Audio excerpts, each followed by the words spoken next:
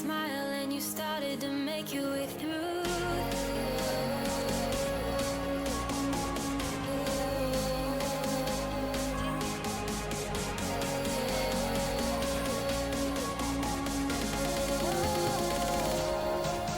The crowd, it grew so loud, you and I didn't even care. I never wanna get used to the sound you whispering in my ear.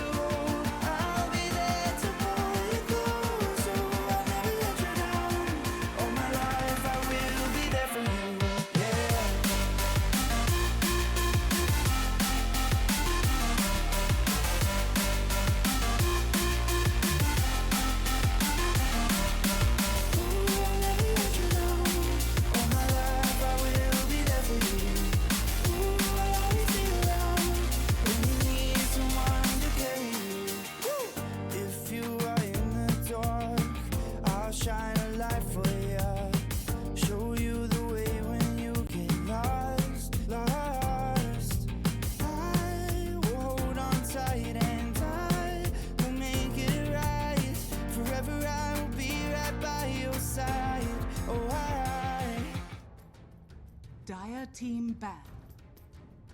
All right, hello, team welcome. Got some more lads to bring you today.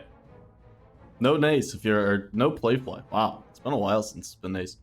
But not today, so if you've tuned in for that, you're in the wrong place. See you there Wednesday, most likely, waiting on some reschedules, but it's always a good time. Tune in on Wednesdays. Dire team ban. No, but we got some legal ads. We were casting the group stage for this. I believe it was 2 weekends back now. Now head into the playoffs, and we've got a lower bracket best of 3 to bring you. This is round 1. So loser is going to be eliminated. Winner moves on here in Legal Ads Plus. If you're new to the league, if you're just checking it out, $500 tournament, 8,200 MMR average, and you know, really a fun way to get some amateur teams together and reshuffle some of these rosters, make a little bit more competitive games than these Legal Ads players are used to playing. And you'll notice that if you've tuned in, if you know these teams, Wilted Rose is not playing with a full roster today, and can be rough to do in an elimination BO3. But you know, sometimes you got to do what you can, because Mr. Len's actually their off-lane player, currently playing in the ESL1 qualifiers. It's one of the first times, and of course the lobby's broken, but it's one of the first times I think I'm actually in the loop about these kinds of things. But Mr. Len's actually currently playing the ESL1 qualifiers, so can't be here. Let me see if I can just get everything sorted up with the lobby. You're going to be stuck with my ugly mug for a moment while I get the lobby sorted out and get rejoined into things. But just to continue with the train of thought, I think it's kind of cool that, you know, this team is able to find some stand-ins of, you know, comparable quality. I think they've got some good players standing in. They've got both their mid and their off lane currently being replaced with Rusi and Pishta, and these players are, you know, pretty good replacements, pretty good alternatives to shuffle up on late notice. I know they were just looking really today to find these things, so very, very nice to, you know, get the roster filled up. And I don't think it really hurts Wilted Rose's chances all that much. You know, you talk about bringing on new players, and it can always be a little bit of a struggle, like if you haven't pubbed together, if you haven't done these things, but you know, it is what it is, and Rusi Peach are definitely going to get Wilted Roses a good chance to move forward in this one, but they're going to be up against some strong opponents here in final round. So it looks like we are just getting draft sorted back out. Apologies for, you know, not being the most prepared for this one. A little different setup than I'm used to, but we're gonna hop straight back into it.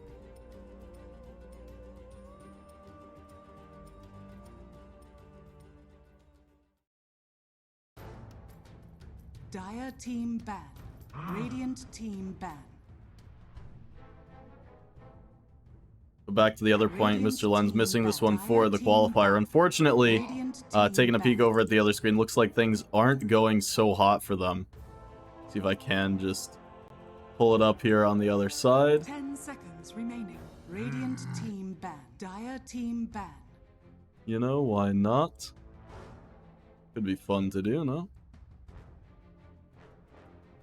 10 seconds remaining.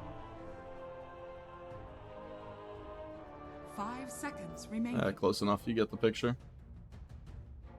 So while we wait for the draft, this is the current game. Mr. Len's down about 12k. Game number 2 here, and Mouth Esports having a rough go of it here. They're up against Apex, and this is the second to last lower bracket match, I believe. They'd have 2 more games to go after this one if they were to come out ahead, and it's going to take a pretty big turnaround. I know Mr. Lenz has felt comfortable in his Storm Spirit throughout the event, but it's looking to me like they've just run up against a wall here in a better team, and it's one of the problems that sometimes you run into with open qual stacks against these stacks that really do stick together a little bit more often. You just kind of run out of rope against the competition, and I think this is a, you know, scenario, this is a situation that a lot of teams have run up against when you do see open qualifier playoffs, and one of the biggest hurdles to trying to make it into a larger event, right, is the teams that play together more often, the teams that stick together as a roster, even with similar skill levels, we see them punch above their weight class, or maybe punch equal to their weight class, where we see the open qualifier stacks really fall short. And they know how to take advantage of these early timings, where they can abuse the increased coordination that you have naturally as a roster who understands each other's timings on like a player style and hero style level. And you see these good teams, you know, Apex just being the first in line, but, you know, think about other teams that are in the league right now, the X-Nouns and Shopify. We got to see the X-Nouns team against them earlier in that as well. And, you know, they kind of do the same thing. They get lane advantage because they are slightly higher MMR players. They more naturally win lanes, but they also pick drafts that rotate a lot. They over-rotate. And they take advantage of the fact that by the 12-minute mark, you're not ready to leave your lanes on the more discoordinated team. And they'll just press their advantage more and more and more. So we are getting into actual draft now, so I'll shut up about the open qualifier for ESL and, you know, wish Mr. Lenz luck as they try and stave off elimination. But in the meantime, his Legal Ads Plus team's going to have to find success without him. Instead, going to throw Peachta into the off lane and try and replace. So we do see first ban Visage over across the river from final round. They ban out the Invoker.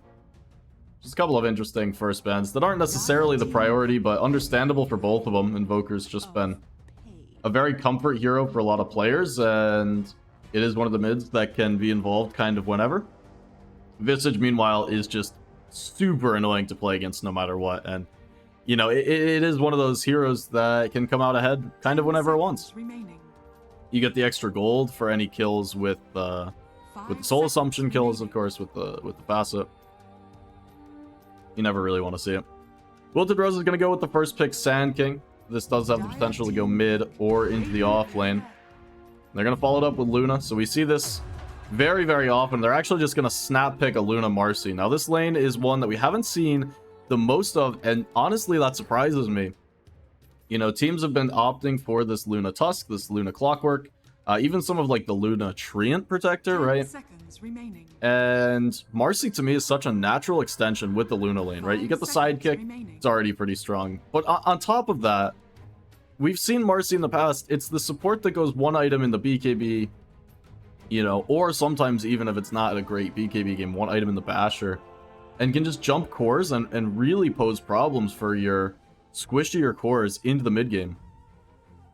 And to me, the Marcy hero does just check all the boxes that you want in a Luna draft, right? She's going to empower the Luna in the laning stage and in the mid game stage. She provides excellent kill threat in the lane, right? With the Dispose into Lucent Beam. This is actually just a terrifying combo. And your only real counterplay in the lane is to go very, very heavy damage on either Marcy or Luna. And final round, they're going to try that, it seems like, with the Skywrath Legion, to just try and hold down the Marcy and stop this hero from running at you. You know, a little bit less tanky than a hero like the Tusk, a little bit less tanky than a hero like the Treant Protector would be. But you do trade that out for the increased kill threat. So this bottom lane, or this dire top lane, I should say, it's going to be very, very scary, I think, for both teams, where Wilted Roses, you need to be careful not to play this too passive, and generally that's not something you say about a safe lane.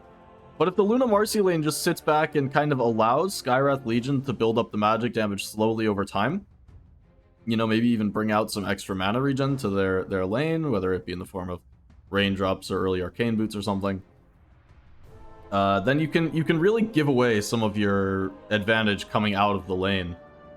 Whereas if this safe lane combo is able to be aggressive, Skywrath is just food for really the entire laning phase. I mean, there's no way if you're caught by a Dispose, you're not just dead on Skywrath 100% of the time.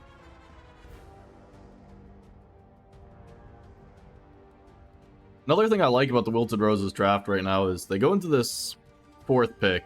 They're very, very open, right? Sand King can either go mid or into the off lane. I don't think they need to commit there yet. It's going to be against the Queen of Pain, which, you know, not the best matchup for Sand King, but then again, does Sand King really care? He'll always recover in terms of the farm and then just get into the Bloodstone later.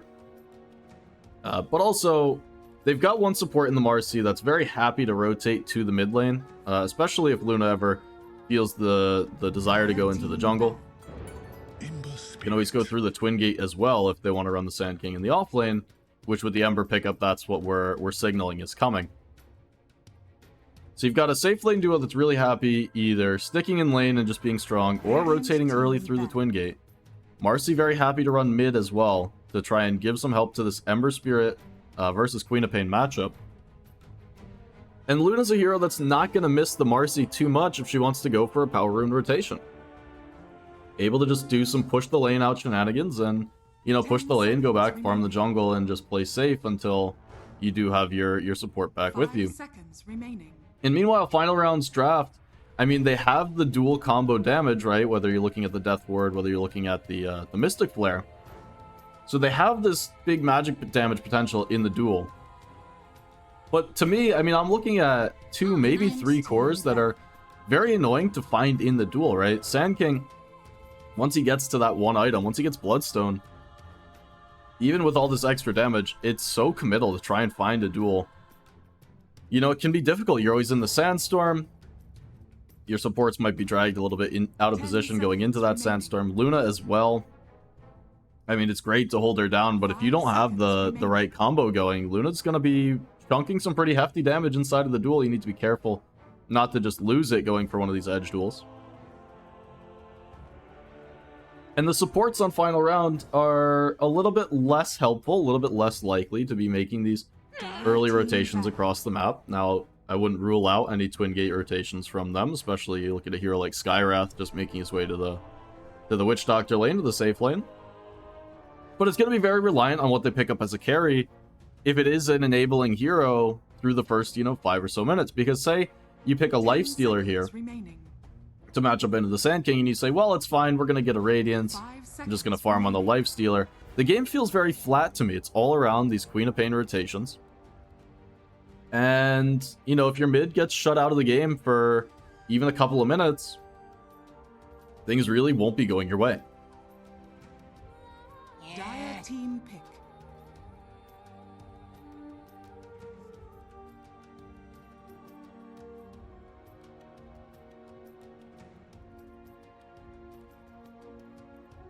So coming into the last pick here, Wilted Roses having a couple of position 4s banned out against them, as they should. The Hoodwink would have been a very nice pickup here.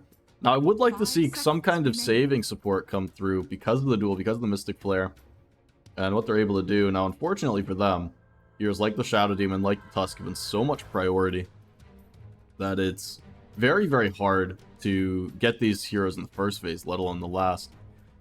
But you could even look for, something like, I don't know, if Oracle is very viable. We saw this week in Playfly, we saw last pick Undying come through. Something like the Grab Ally to try and save from duel could be interesting as well.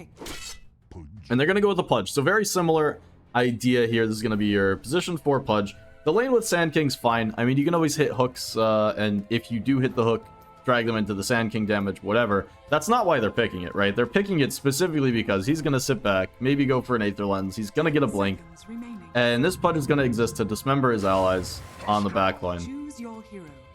And here comes that last pick, Huskar. So final round, say we're going to throw a Huskar up against the Sand King.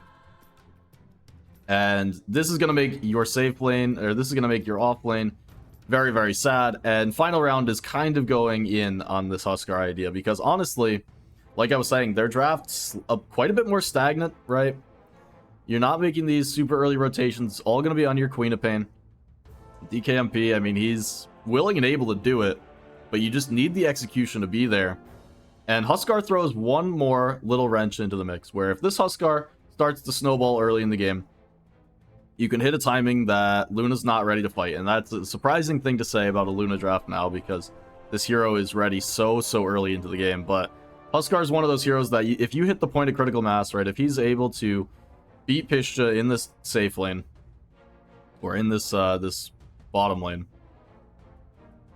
he can snowball this game early, and that's kind of what Huskar does. You talk right now about Huskar mid just being the ultimate like cheese pick, I'll say. It's not really a cheese pick nowadays, but it's still one of the heroes that's left in the game where, if uncountered, Huskar in the mid, right, can just take over the game before it really gets going. Now, Huskar in the safe lane is a little bit slower because you don't quite get to critical mass in terms of the experience at the same rate as you would in the mid lane.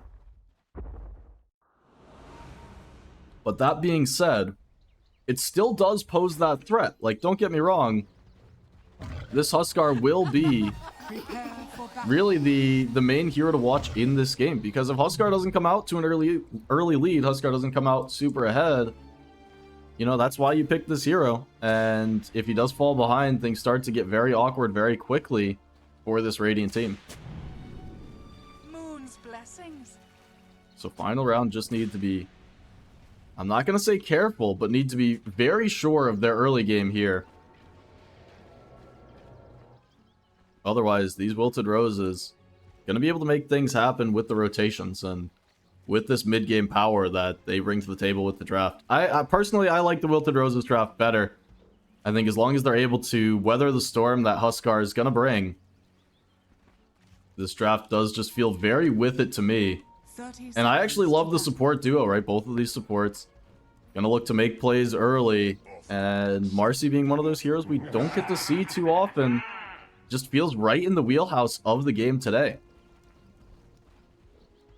Team's going to start to run into each other. Knives, a nice ward scouting things out, and they're going to see into Legion Commander here. They dispose back into the beam.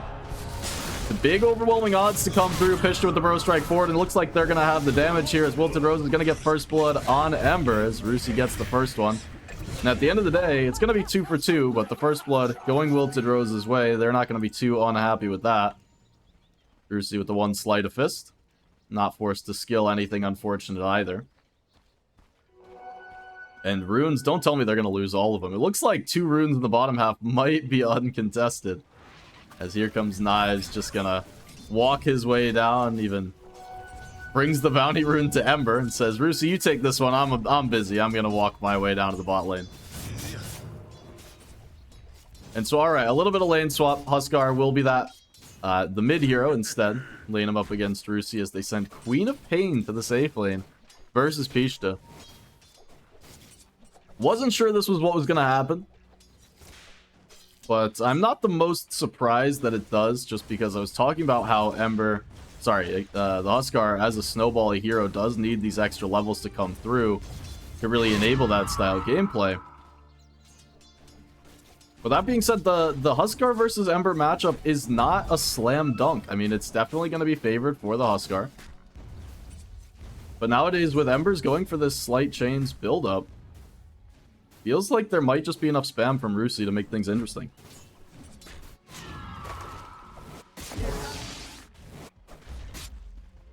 Down on the bot side, Knives had a hook, but not going to be able to chase down Witch Doctor. A little bit too much move speed as, whoa!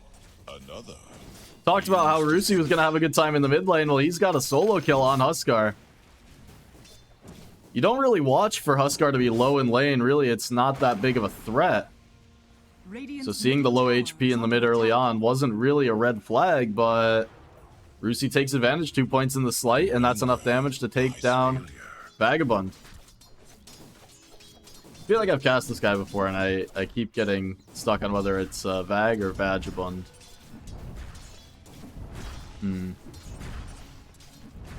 a shame. I really should prep these things in advance, so I'm never confused. Taking a look at the last lane, we haven't so far, just to wrap things up. It's going to be this Luna and Marcy lane, the lane that I'm actually very excited to see, and yet to get on the board kills-wise, but Jogo top CS to go along with the Huskar. Still things very early and very even across the board. And there's actually 4 denies here on Legion Commander early on, so maybe getting a little bit more than you'd expect out of this early lane. Luna, in theory, has a very, very nice time against the Legion. While you are a short-range hero, you get clipped by some of these overwhelming odds. You know, Luna, just with the beams, you get the extra damage. You're a pretty high armor hero as well, so you can trade with the Legion's right-clicks as well. We see the pulls come through, 3 minutes. Gonna bring some Lotuses, and while the top one goes unclaimed, bottom gonna be grabbed by Pishta. I feel like all these lanes are so interesting. All these lanes have, you know, interesting dynamics that we don't get to see. I mean, you've got Queen of Pain versus Sand King as the hook. Pulls Witch Doctor out. No, gonna be taken to the grave. Knives able to grab him. Nice one for the Fisherman's hook. But this lane matchup, the Sand King versus Queen of Pain, funny enough, we do actually see occasionally at these high-level games because we see this matchup in the mid. Right now, the supports, you know, it's interesting to see what they actually add to a lane that you're more used to seeing out of mid that definitely is anything but traditional. Right, this matchup down here. So something to keep our eyes on, but for now, wanted to jump back to mid, actually, because... Oh, hang on, hold that thought. Vagabond stuck underneath the tower of the Slight. You can say I was here for it this time, Rusi. He went all the way back to base, by the way, on Ember Spirit. Took his time, headed back, came back just in for a kill, and the Slight holding Huskar underneath the tower was enough to find the kill. And now Skywrath up on the top side could be in some trouble. Ember's making his way over, but looks like Rusi not even needed. Skek's able to find the kill. Ultimately, Rusi not going to be too happy to be excluded from that kill. Made his way all the way to the top lane. Still yet to hit the level 6. It's very early here. But the reason I was headed to mid, and the reason I bring that up now, is Ember's very much struggling for the farm. Right? He's got these couple of kills, and now Rusi in a lot of trouble. The TP's coming in from Pud. He's going to need to slight dodge some of this damage.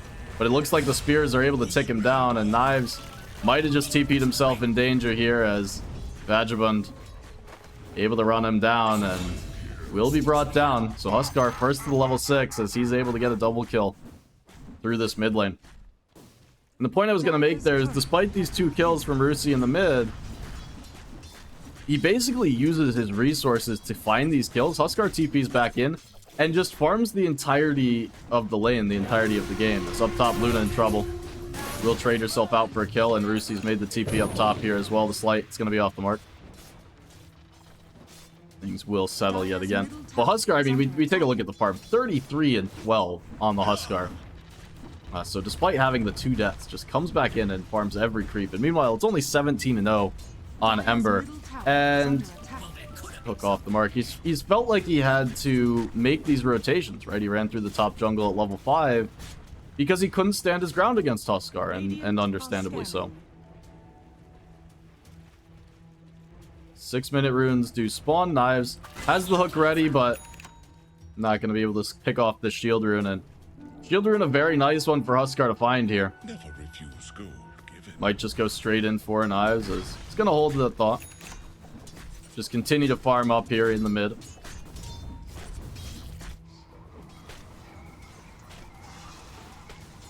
So up top, more action on as Gaki's found the dispose, and Rusi's gonna hit the level 6 with that kill. Now looking for the Ember. Sorry, looking for the Legion instead. Just forced to run away as Legion. Yet to hit level 6, no duel available.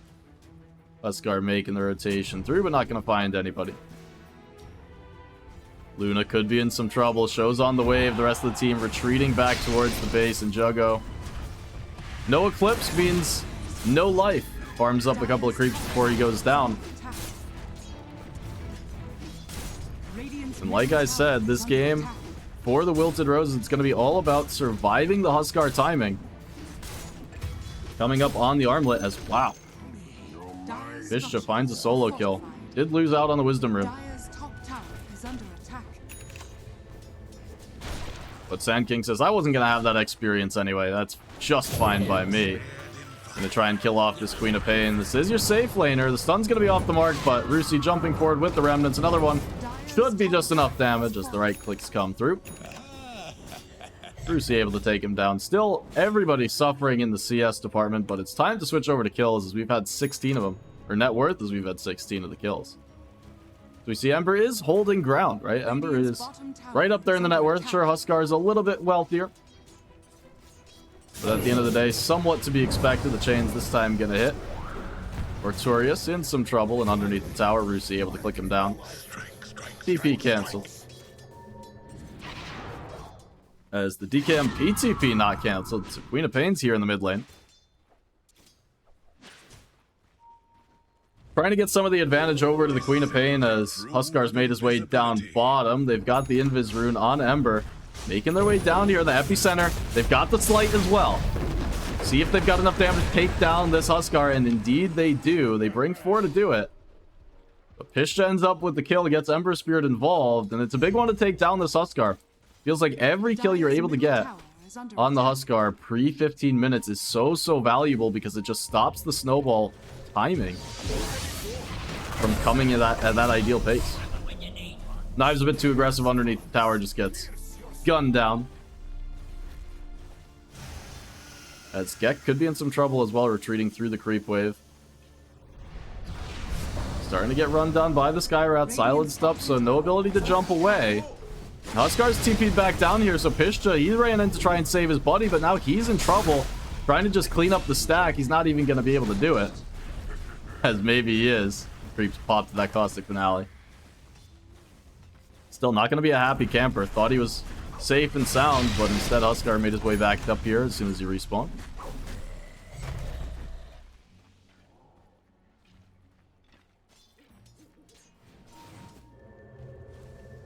So very fast-paced game early on here. Oop, sorry about that one. Just what the doctor ordered. Slightly embarrassing. But a fast-paced game here in this game 1, 12-9 as we come up on the 10-minute mark, and the smoke through into the jungle. Gonna run straight into Legion, level 8. There's no Dismember available. Legion able to purge off that first stun, but not gonna be able to for long. See how much he's able to heal through as Rusi with the right clicks. They're trying to take down Ape God. They will just have him with the Remnant and another punch. No response here from final round. They were running Queen of Pain, but DKMP needed some more heroes to help him out.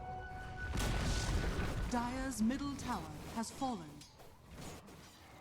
In the meantime, final round able to take down the mid-tier 1 tower. They took the top tower very early on as well with the Legion. Once they brought Huskar up there, it was really a lost cause.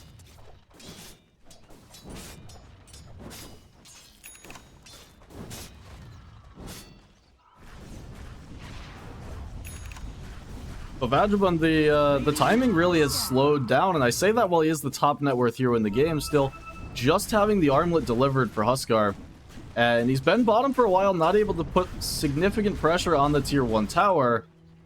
Now he's got a siege creep, and with the team rotating through the jungle, they're going to find a duel and see if they have enough damage to take the kill. They do. The hook dragged Legion all the way back by the tier 2 tower, and Ape God in a lot of trouble here, but with the Death Ward channel up in the background, Rusi wants in on this one. He needs some time for the cooldowns. He's got another slight, and the right click's coming through. He's got the kill on Legion, looking for the second, but he's in a lot of trouble of his own, burning out to the Maledict, and Vagabond able to connect forward. All of a sudden, 4 heroes dead for the Dire. And disaster in the triangle as they just aren't able to bring substantial enough damage once the duel does come through. And honestly, the duel's on such a critical target there in the Marcy, because Marcy's the hero, honestly, on this Dire team that does the most with no items. And Pudge just going to donate +1 more as Knives overestimating the damage a bit. No one else on the team available to come to the bot lane.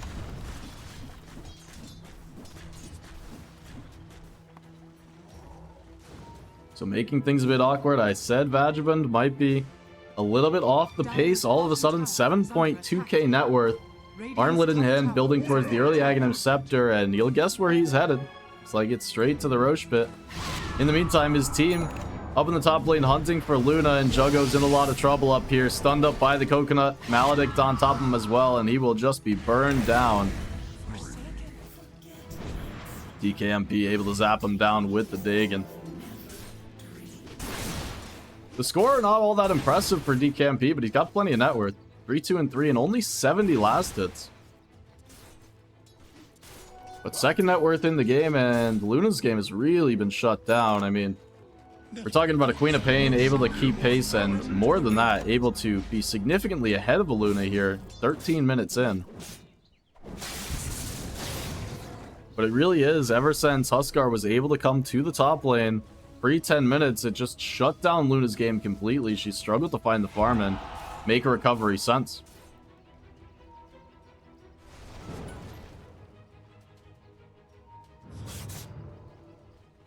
And honestly, you look at it, some of it too can go back to those 7-minute Wisdom runes, both of them grabbed by the Radiant.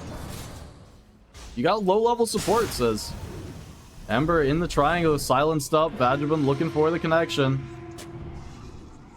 Ready to dive underneath the tier 2 tower, Aegis in hand, but he's going to be held down by the Lucent Beam. Now Searing Chains to hold him underneath the tower. Knives hooks him back. They've got the Dismember as well. The stun comes through, but Aegis going to be burned straight away still. Now you've got a Huskar inside your face. The duel comes through. Eclipse not going to do nearly enough damage. This Jugger going to be burned down. Ember jumping onto the back lines. He'll find one, but Vagabond healthy inside of the Sandstorm. Pisher just trying to turn it with the Epicenter. The damage, it's not going to come through, and it's going to be more kills for this Radiant side. Vagabond not coming away with them, but he'll take it regardless, trading the Aegis and a couple of kills for a significant team fight win inside of the enemy tier 2 tower.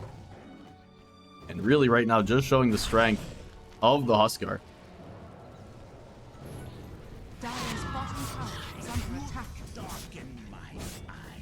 Brucey finds one more. Witch Doctor going for the Wisdom Rune, not able to snatch him away.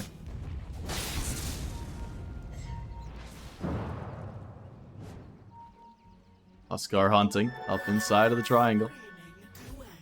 Taking the path less traveled, headed all the way back, looking for Gek. They've got the high ground ward. Able to find the Marcy. And now might just look for more kills as on the front duel connects with Rusi, and on the back, Vagabond takes one more down. Pishta with the Epicenter, looking to try and clean up DKMP, but he's got the blink away, and one by one they fall. As it's just too little too late here for Wilted Roses. The Huskar Snowball is here.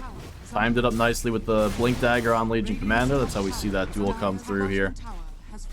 Underneath the tier 2 tower on Ember. Got multiple Aghanim Scepters soon to come out. One of them on Skywrath, who is very rich on the Skywrath, by the way. Nearly has as much farm as the Sand King. So you talk about off the pace, it's really just Huskar forcing all of these dire heroes to not show on lanes. Luna's not got a lot of farm, not able to farm the jungle efficiently. Sand King, notably, just cannot stick on waves.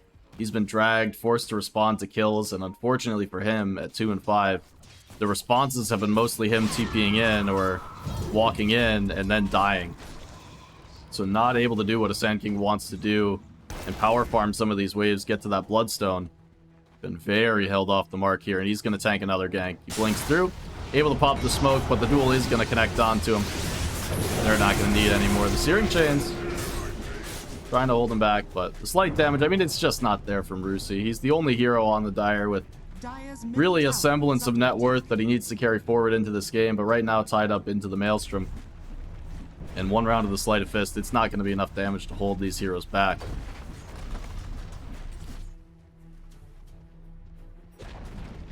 Dire's middle tower has fallen. Just clicking around. I mean, you don't see a Spirit Vessel on anyone. No one's going to have that. There's no Shivas to come out for a long, long time here either. So, really, Huskar, the problem's just going to get worse before it gets better. Dire's middle tower. And at this point, you talk about slowing the roll. It's going to be all about trying to cut waves, trying to force Huskar out of your face as the Epicenter to come through. They've got it onto 2. Pishta, they're looking for the hook. They drag him out, but Vagabond is able to toggle the armlet on.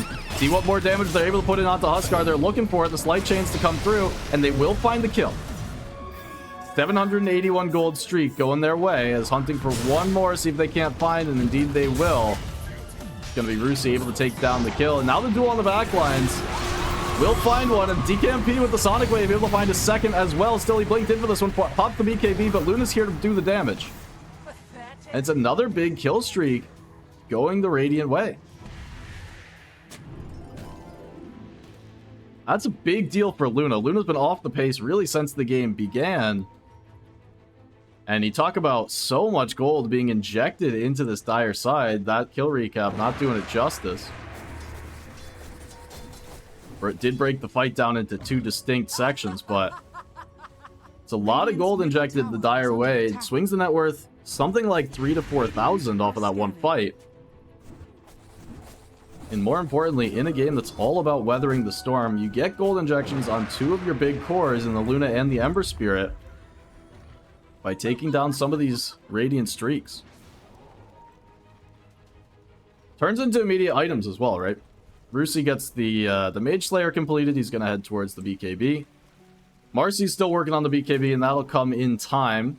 1,500 gold away. Now they've got the smoke on the backline. Pischter with this connection onto 3. They'll pull out the supports, and damage is coming through. The duel to connect forward on Sand King, but that's not who you want to find. Sure, you get the duel win, and well, maybe it's enough, as Rusi just forced to retreat off to the side, caught by the Maledict, and he's just ticking out.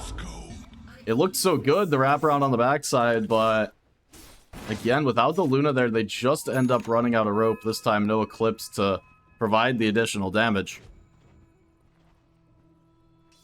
And when they had the Burrow Strike through 3, it looked like they might just have enough damage, right? But at the end of the day, as apologies, looks like we're going to go a bit further back in the replay than I had intended.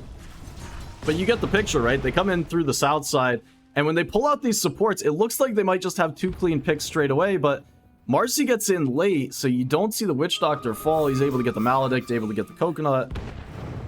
And from there, the fight just kind of breaks down. Again, you don't have your Luna, so for Wilted Roses, they're really just looking for quick pick and get out. It allows enough team instead for final round to bring the entirety of the team. And then your fight is falling completely apart.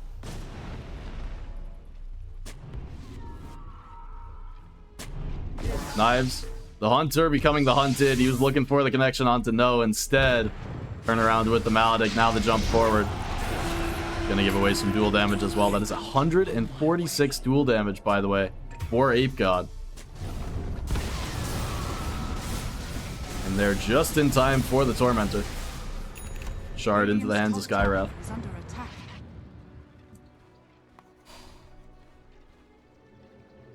Radiant's middle tower is under attack. Witch Doctor, by the way, still holding on to the Gris. 750 some odd gold piled up in that one, so look for that net worth to shoot up at some point shortly in this one. As Huskar went back, took the other Tormentor as well, so the net worth shoots up a different way as the free Tormentor shard into the Witch Doctor's inventory. Voodoo Switcheroo gonna make things so obnoxious to kill off this Witch Doctor, especially when you talk about a hero like Marcy, who just needs the BKB recipe at this point. That's 4-man smoke to come through, but Doctor just dies so much more slowly if you're not able to hold him down. This time they are able to hold him down, but for the hero like Marcy, who might just view this hero as a priority target, jump the backline, take the Witch Doctor down, that's no longer an option. Just waste too much time with the Unleash running. I'd say Queen of Pain will really be the Marcy target later on, but it can be hard to hold her down when you're forced to go for the BKB instead of just rushing up the Basher. So we'll see what the idea is, because you're definitely not jumping on the Huskar, and Legion might pose problems as well, right? If you try and connect onto the Legion, he just turns around with the Blade Mail. Who knows? Roshan, a little sneaky, gonna try and come through from Wilted Roses, but it looks like final round they've got the read, or do they? They're TPing in, it's a little bit slow. Huskar cutting the wave, looks like in preparation for this one. They're gonna smoke up and try and get here, but Roche is falling so low already. Looks like they're just not gonna be here in time. They're expecting a play around to the side, and instead it's just directly into the pit. And Wilted Roses, they're able to TP without a scratch, just the illusions left inside of the pit for final round to find, and they're going to be shaking their heads at this one. 8,000 up in the net worth, they've got the Huskar lineup, they really do just want this Roche for themselves. And instead, going to be left hanging. Found the connection onto Ember, though. They were able to go through the Twin Gate. Not the hero with the Aegis, so Ember going to be sidelined for 45. It's another dual victory, up to 174 damage. Legion just hits like an absolute tank here.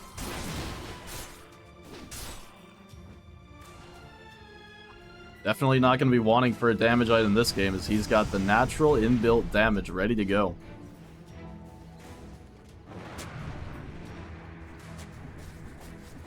And so I expect this Aegis to really not change the game state all that much. I think final round are going to continue to play aggressive.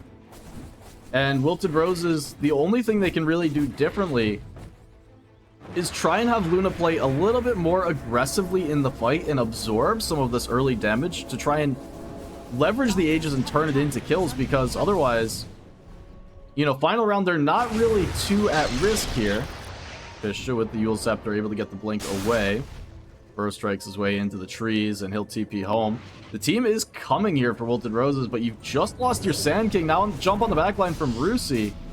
I mean, he's just going to need to remnant his way out of here. Got to be careful on the backline not to get dueled as Ape God set up for the jump. Looks like Rusi has played his way out successfully. Blink not quite in range for the duel. So Rusi's out low in the remnants, but the team has gathered inside of the triangle.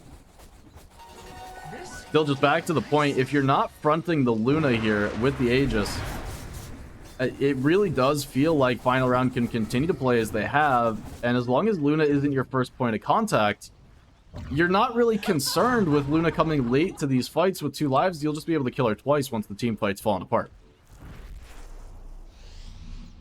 And I think exactly because of that, we see final round continue to play super aggressively on the map here, just through the enemy triangle, and really can just do what they want. 9k up in the net worth. You can see how Ape God's playing. He's dragging a creep wave with him, so they know he's here. The hook going to be off the mark. Fisher right now holding him inside of the sandstorm, but they're not going to find any kills. Marcy with a jump forward as he unleashes him up with the blade mail, just going to kill her off on its own. Now there's your damage. I think I was talking about the Unleash being a problem to use it on the Legion Commander as your priority target. That's exactly why. Take a look at the fight recap. 1900 damage done by Legion, and vast majority of it due to that blade mail. And it's the same situation, right? Inside of the base, Wilted Roses just have to shake their heads because final round can just play how they want. They've now got the Satanic completed on Huskar.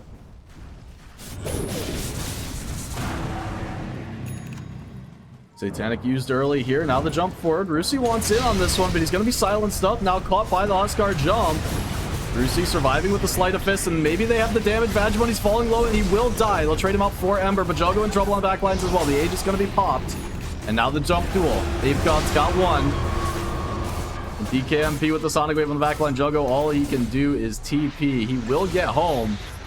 Fisher with the Yule Scepter, able to burrow through one more, so he'll claim the second kill of the engagement. It will cost him his life. But with no way out for the Sand Kings, they'll take what they can get. At the end of the day, able to take down Huskar, but at what cost? Because it just feels like they can't do anything here in these fights. And even without the Huskar, Radiant ready to march up the high ground.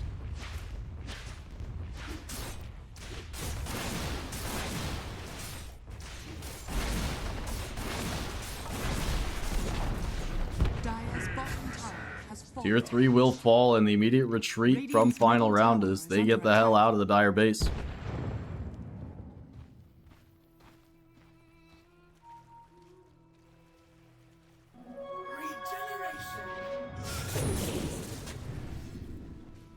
So, okay. You talk about that last fight, and things definitely didn't go how they wanted. I might not even get a chance here to talk about that fight, as Huskar's just in. He wants to 1v5 this team and see if there's actually a way to stop it. Well, Knives going to hold it back with the Dismember save. Fish is here with the Yule Scepter, and they'll just run all the way back to base. Hook up onto the high ground, but with no tier 3 tower here. Still awkward to invite the Huskar in, and in fact, he'll kill off the punch. Now they jump forward into everybody. They've got the duel as well. They'll take down Luna. And all the way inside of the base, Rusi forced to pop the BKB just to live to the fountain. It's going to talk about maybe some possible ways back in here for the Dire, but Wilted Roses, I think I mentioned they need to try and survive the Huskar timing. I think that window has passed, and they have failed to survive it. It's 4,000 HP on the Huskar, and no way to kill it off. And honestly, this Huskar could be a lot scarier too, right? You're not filling him full of auras, right? There's no pipe on this team. There's no medallion. Or no solar crest, I should say. So the enabling items just aren't really behind the Huskar, but still able to just walk up in your face through 5 and It seems like Wilted Roses, there's not an answer for it at this time. So they're going to go down a set of racks. They're going to try and run outside of the base as well and find whatever they can. But right now, underneath the Radiant Ward, Vagabond ready to find another jump. They've got the duel on the back line. This one going to be onto Rusi. They've got the Dismember save. So Knives is online. Pisha not going to be so lucky as he's brought down by the Huskar.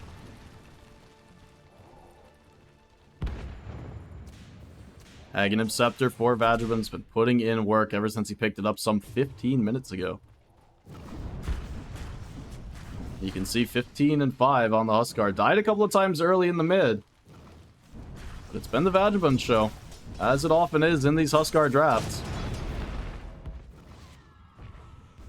What more can they really do about it right now? The Wilted Roses course trying to play top lane, trying to play outside of the base, but meanwhile Huskar's knocking on the door to the mid lane. And Ember up in the top, forced to BKB, will find a kill onto his support. So some skirmishes breaking out while the base is under siege. Gonna move away from Rusi as DKMP up in the top lane, able to get the blink out. But the mid racks not able to blink themselves out, still gonna retreat. Is Rusi able to TP home, so they'll have the Ember alive for the defense.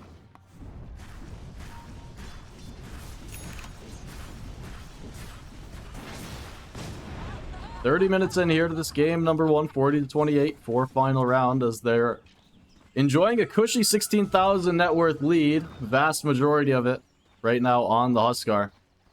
Over a full item ahead of Luna, by the way, who was able to finish off the BKB, still yet to find that level 20 talent, and well, she is working on a Conda. Just feels like even that won't be enough to stand toe-to-toe with Huskar. And at what point do you really get big enough to? Like, it's a hard question. Meanwhile, final round have made their way to the bot lane where Roshan has just respawned. So, right before the taking, it is Rosh number 3. So we'll come with a refresher shard here on this bottom half of the map.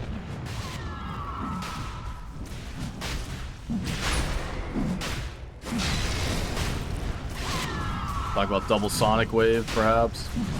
Double BKB for the Queen of Pain.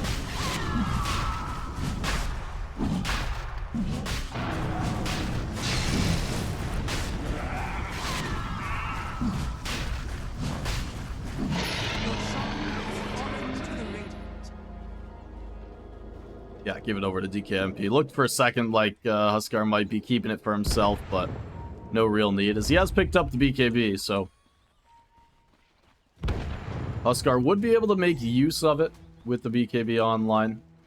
Really, without the BKB, Huskar, no need for that refresher. But with it, you're talking about double 9 and 8 second BKB. Satanic could just put it on to him, but I think the double Sonic Wave is just too tempting. Dire's top tower is under attack.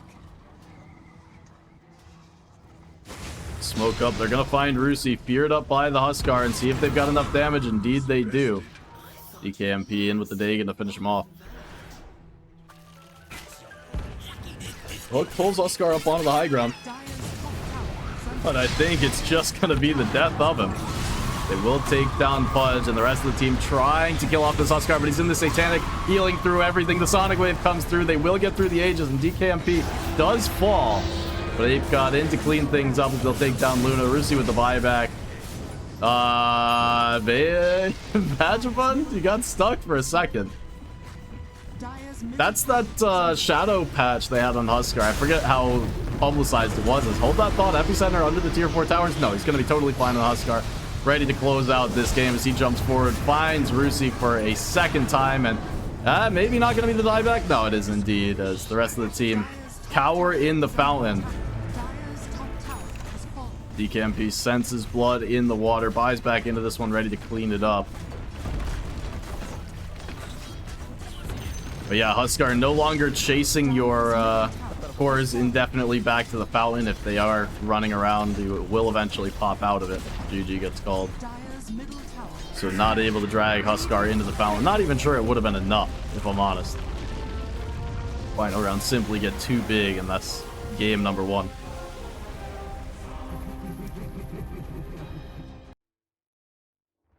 And, you know, a game like this does beg the question, right?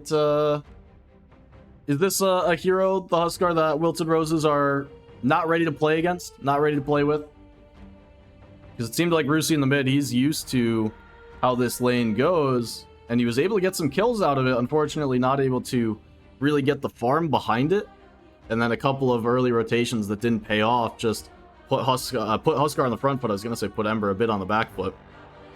Nothing egregious, but it really was the side lane pressure that came out of Huskar, hitting the level 8, level 9, and just kind of forcing these towers down, forcing heroes out of their lanes, and really closing the map down early. You know, you wonder if Wilted Roses are prepared to play against this Huskar, if it's just going to be added to the ban list in the second phase, you know, coming up. I don't think you're first phasing this Huskar. It's not that priority, but I wouldn't be surprised to see it added to the list here coming up into Game 2. Because it really is one of those heroes, and there's not too many of them left in Dota, if I'm honest. But it's one of those heroes that makes you play the game in an entirely different way, the Huskar.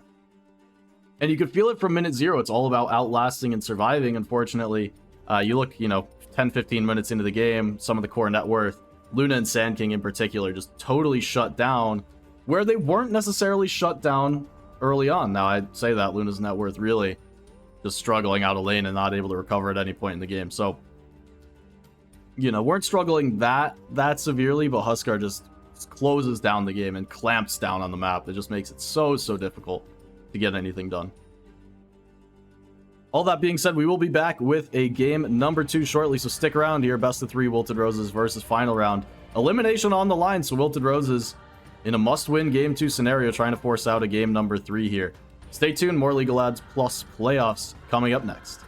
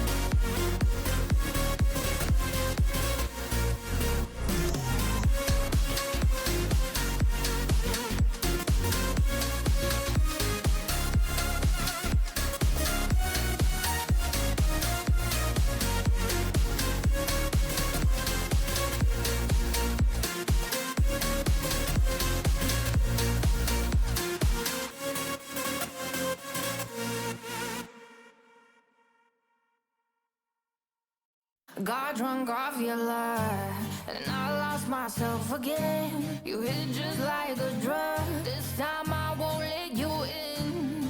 You're playing with fire. No, I didn't on the bread, but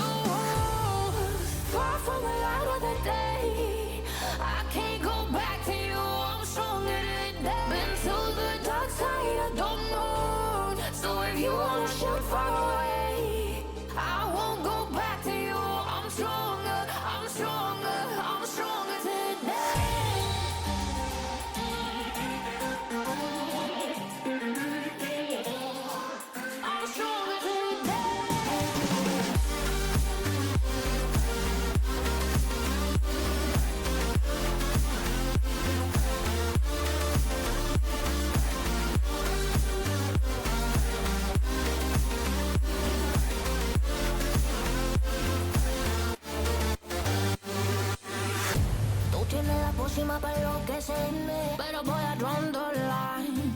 Que yo ya sé que es de ti. I got to stay away, got to stay away. Sé que como un trofeo quieres tenerme, pero I don't need no one. Que yo ya sé que es de ti. I got to stay away, got to stay away. No, no, no, no, baby, no, no, no, no, no setbacks. No, no, no, no, baby, no, no, no, no, this time. You broke my heart once again. I won't buy the dust in return. I can't give it, I can't give it, I won't give in this time. You broke my heart once again. Well, you bad, but you bad it for me. I can't give in, I can't give in. I've already run with the wolves. Far from the light of the day. I can't go back to you, I'm stronger today. Been to the dark side of the moon. So if you wanna shoot far away, I won't go back to you. I'm stronger, I'm stronger, I'm stronger today.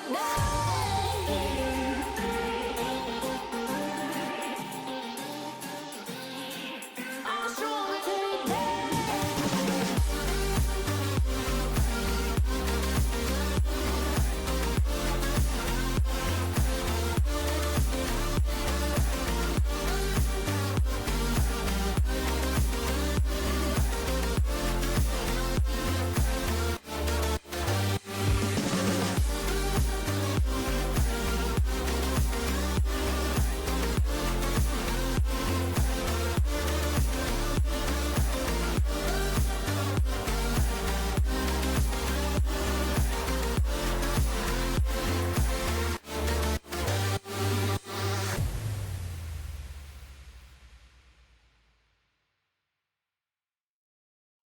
There you were on the other side of the room. Place was filled, but all I could see was you. You're magnetic, captivating, and you know it's true. Sent a smile and you started to make your way through.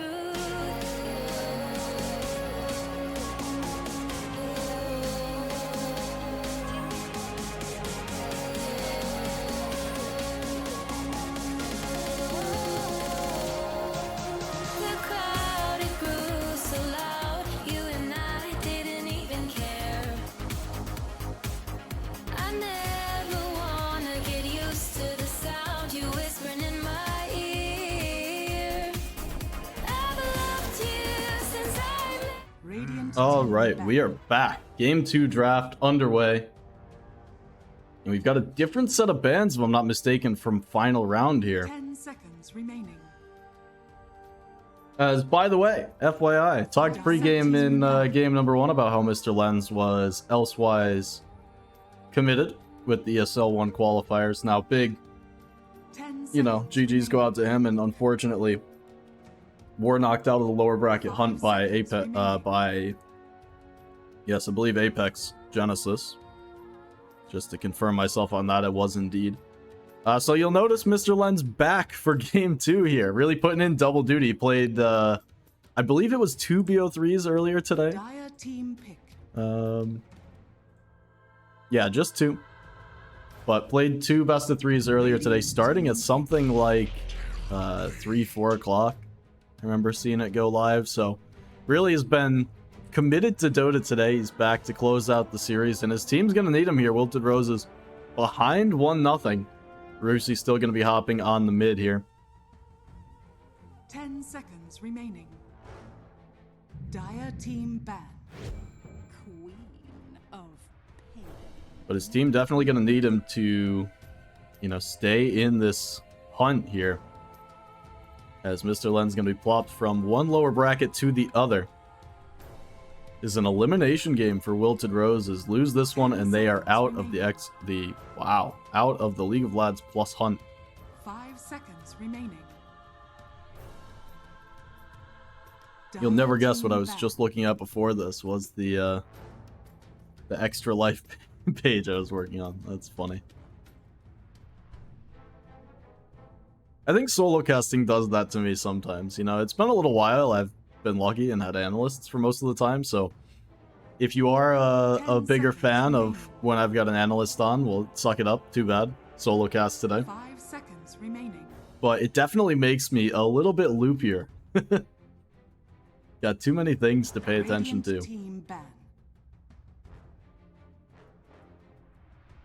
No, it's not all bad. The draft definitely going a different way for each of these teams than it was in game number 1. Final round, taking out that Sand King. They realized, hey, we don't want to play against that first pick overall. Even though it didn't have a lot of success game 1, it's one of the heroes, Sand King, that can surpass your carry and farm, can take over a game all on its own, and really just be annoying. So I understand completely why final round take it out. They still do go for this early Queen of Pain pick. This time it's going to be first overall. And it's going to be up against the offlane Terrorblade. Now, Wilted Roses did ban out the Huskar. Continue to ban out the Visage. And they're actually going to be the ones to take out the Shadow Demon this game. Where in game 1 final round did ban it against them. Instead, they prioritized some more of these core heroes. Medusa, Shadow Fiend banned out. The Pango as well. So I'm interested to see for final round what actually the idea of taking all these core heroes out of the pool is, because yes, they're all strong heroes, but it does feel to me like there's a handful of very, very good carries in the pool right now, and there's not too many. Don't get me wrong, it's not like there's all of these carries that you never want to ban one out, but to use some of these priority bans in the first phase to take out like Shadow Fiend, Medusa, when you could still pick a hero like the Luna, is just a little bit interesting to me, unless they have something in particular in mind against the Luna. Wilted Roses kind of do have that base covered, by the way, with the Terrorblade. One of the last heroes you want to pick into it is the Luna, because your Reflection Illusion is just going to put in so much work, not only against you, but against your team. And most likely, we're going to be seeing this Terrorblade out of the offlane. It's one of those new age things that teams have been playing with. Here comes the Pugna, and see if we're going to see an immediate storm, perhaps, behind this Pugna. I'm actually not the biggest fan into the Queen of Pain plus Lion. I mean, the Queen of Pain Storm matchup is what it is, but Lion, one of those heroes that can hold them down. But I'm always interested when teams do pick up this Pugna, especially early on, when you've got a hero like the Medusa Band, when you're not all that inclined to pick up the Storm Spirit. You know, Pugna's a good battery hero, sure, but it does feel like the utility is much more there for these mana-dependent heroes than it is for just putting a hero on the front line and using the Pugna for raw HP. At least alone, the raw HP. But I digress. It is one of those save support heroes where you're able to decrep an ally if needed. You also do have good tower push potential with the Nether Blast, as you always have. And you can't forget about this vacuum potential from the Pugna, both the offensive and defensive capabilities it does provide. 10 seconds remaining. Final round going with the Muerta here is interesting. It begs the question for me about whether this is actually a carry Muerta. And I think the Ogre is going to make it a lot more clear that it is. And if ever there were a carry Muerta game, it's going to be this one, right? Look at your heroes on the other team. Not only do you have Terrorblade, super high armor hero, and the entire reason this is picked is because naturally high armor hero that can get over the magic damage weakness by buying pipe. Well, Muerta's just going to be chewing through you in the ultimate form. Same with DK, right? I mean, DK, you get all the extra armor from Dragon's Blood, completely negated by the Muerta just going into the Ghost Shroud. Or what's the Muerta ult actually called? Either way. And then on top of that, you've got the Pugna, who is the ethereal hero. And Muerta with that innate able to hit through the Decrepify. So really is just a great matchup here. Oh, I'm insane, right? The ult for Muerta's Pierce the Veil. I knew that, I just didn't know that. 5 seconds remaining. Radiant team ban. Wilted Roses did end up picking up the Storm Spirit. So there's your Pugna utility. We'll get something out of it, even if the Decrepify has lost a lot of its bite here in this game. Team ban.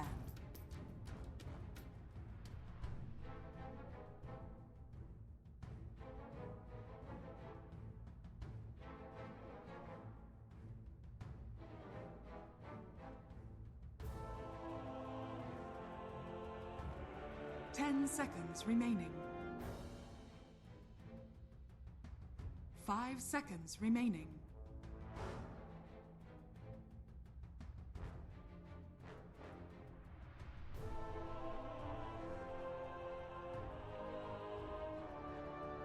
So going into this last set here, we've got one more ban remaining. Again, Hoodwink gonna be banned out as Wilted Roses still looking for position 4, so same position as the draft in game number 1. And again, I think Hoodwink is a good ban to come through here. Nyx Assassin as well, trying to protect them where to make sure no shenanigans come through.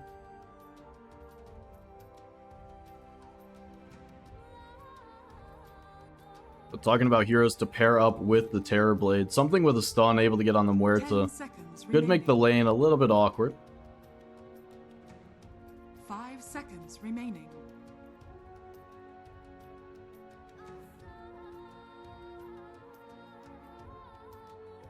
Across the way, final round looking for an offlane hero. The ban's going to be Doom.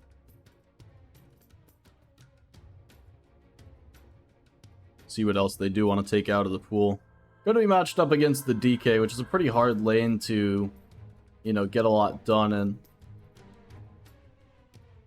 I think final round could always default to something like a Centaur, but at the same time, it just doesn't feel like it's all that, you know? It's a very safe off-lane pick, and you do what you do, but at the same time, you don't get a whole lot done, if that makes sense. One thing you do provide is the double edge, pretty good against the Terrorblade illusions. Wilted Rose is going with the Tusk. I like this, I actually like this a lot. I think it's one of those supports that when you see so many cores banned out, you can't get through all of them. So you're now talking about Wilted Roses having 2 saving supports, or at least 1.5 in the Tusk and the Pugna. And you're going to see a lot more support utility out of this game compared to game number 1.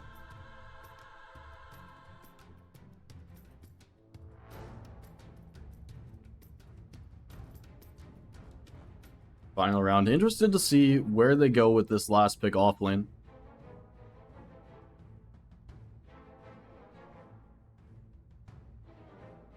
Feels kind of like all the doors are open to them here. But you do want someone who can jump in and maybe kick off a fight here. Like, I wonder if something like a Magnus is potentially on the agenda. I mean, I'm not the biggest fan. I don't know, I'm having a hard time coming up with heroes. Like, you don't want to go all in with a hero like Enigma. Even though we have been seeing that have success, it's just not, it wouldn't fit into the draft here. You need something to counter initiate off, and you don't have it.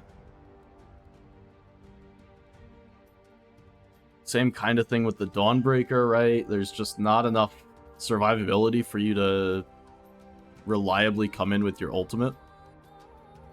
I can go for a Night Stalker here. That's the hero I haven't seen contested.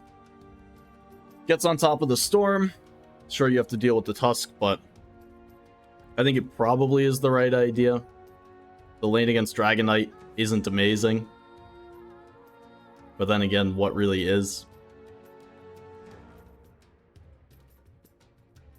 I think that would be my choice here in the situation. You may now select your heroes. There you go.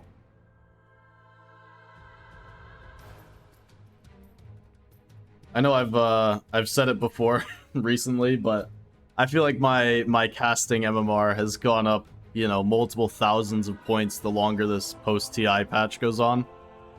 Because it's one of the patches I feel like I actually understand what's happening in drafts a vast majority of the time. And I am certainly not a drafter. Like, my drafting is actually as awful as it gets.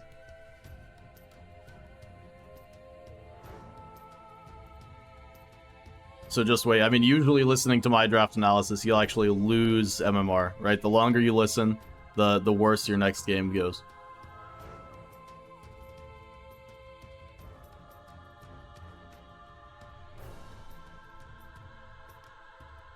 But nowadays drafting, maybe not still like the most straightforward, but a lot more, I don't know, formulaic. The ideas are kind of central and present throughout everyone's draft. See Muerta swapping between the facets here. A little surprised by the Ofrenda being the choice here for Vagabond.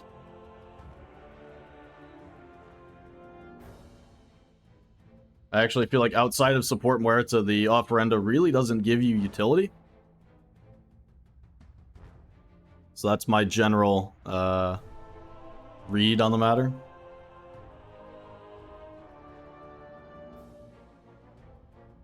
Sorry, I'm messing with the mic in case that changed anything.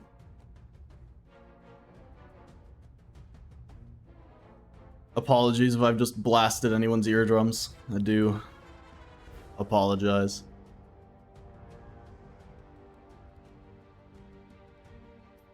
Anyway, going into this game, I actually like both drafts. I think that final round is a bit squishier.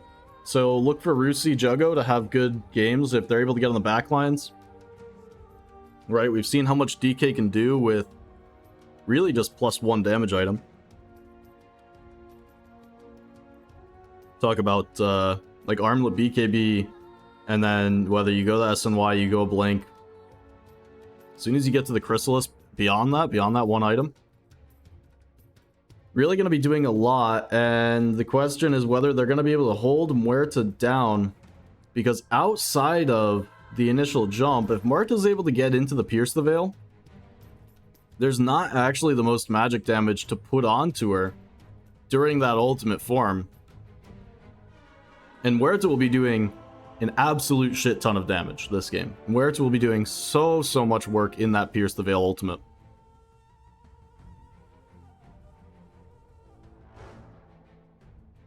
Is it just me, or is this this pregame going a bit long? Are we paused? Yeah, we are indeed paused.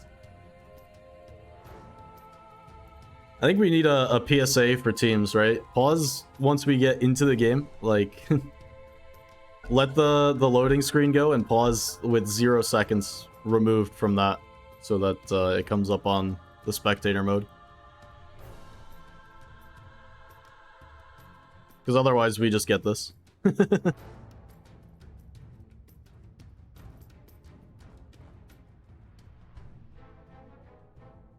But anyway, yeah, I mean, look for Muerta to have a good game, but it's going to be all about whether Wilted Roses can find the first jump. Because if they can, right, your counter initiation from final round, it looks something like Lion trying to hit a multiple person Earth Spike and hope that you have defensive items on your supports, like early Force Staff to come through from Ogre or something. Because the turnaround isn't really there, and Wilted Roses should have a somewhat easy time finding jumps. I mean, with the Storm Spirit zipping out of the backline, if Dragon Knight does decide to go for a Blink Dagger, there is entry into the backlines here.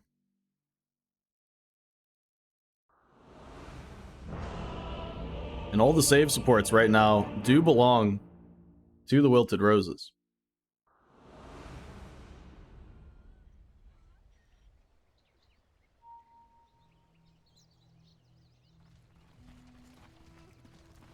Prepare for battle. So we are done with the pause. We are finally underway here. Game number 2, final round versus Wilted Roses, with final round taking game 1 in style, that Huskar draft where they were just able to capitalize on early lane advantage and win it out from there.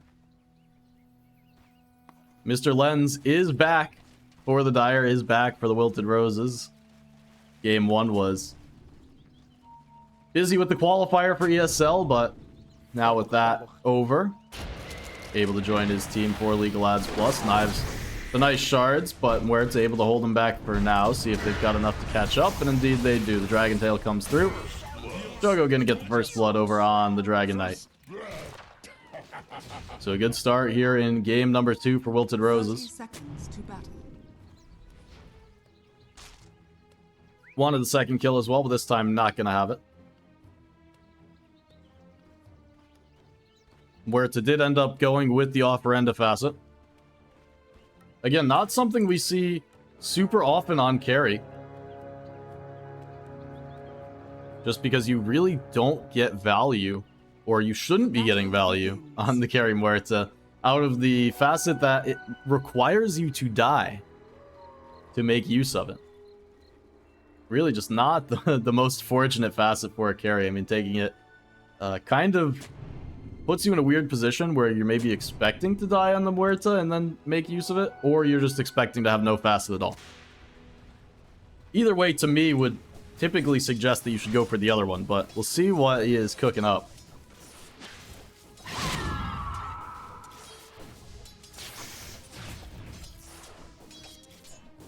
As mid matchup, it's going to be back to Rusi versus DKMP. DKMP was playing the Queen of Pain, but in the safe lane last game.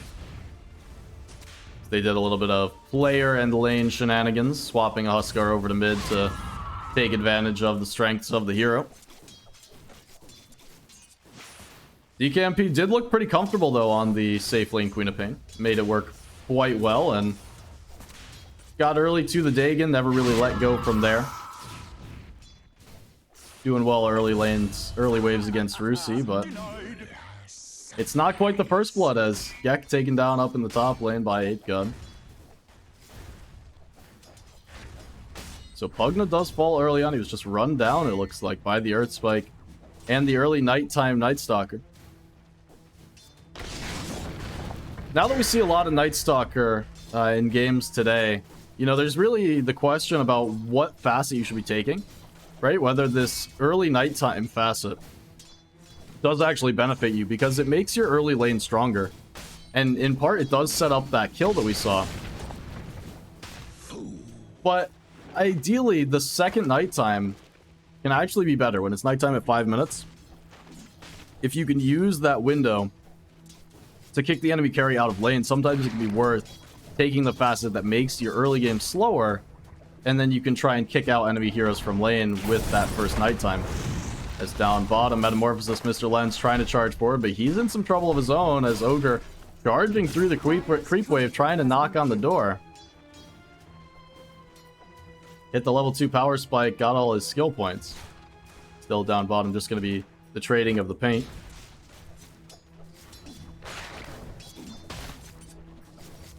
Well, just to finish out the point, in this lane where you're up against the Dragon Knight, really Night Stalker probably not going to kick DK out of lane at that 5-minute timing regardless, so it does make sense to take this early nighttime. You get the additional 15 seconds of night added on along with the facet. So might as well make use of the empowered early game.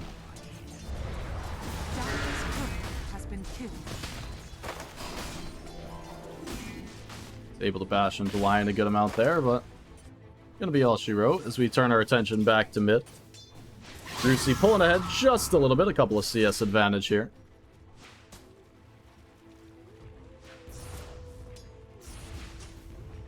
So this is the Rusi we love to see. Did get a couple of solo kills in the mid lane here in game number 1, but ultimately still fell behind. See if he's able to replicate that performance in game 2 on the Storm Spirit versus Queen of Pain. Really all about who gets to the level 6 in this lane.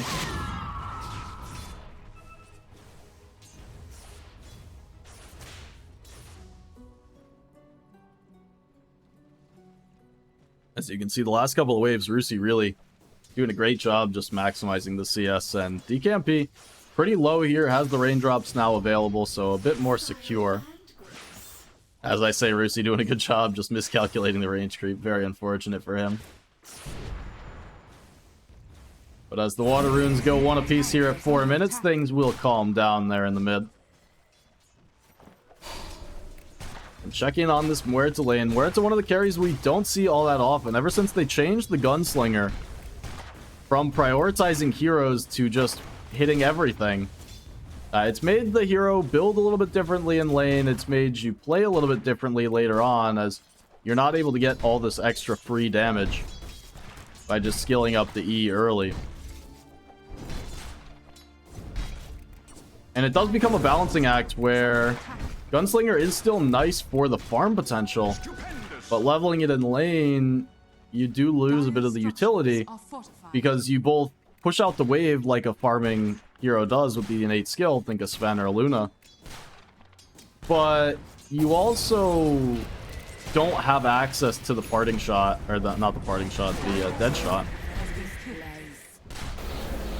As meta used here. But that extra damage does definitely come in handy. So all a balancing act here on where to how you can put your skill points to farm more effectively.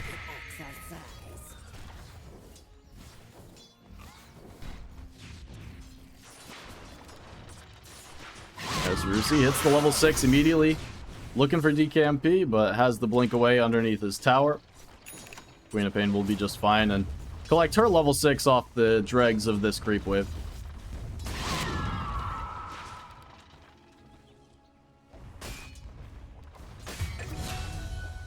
It's down bottom. Jump was on. Gek made the rotation down. Radiant are scanning. They do find the kill onto Muerta.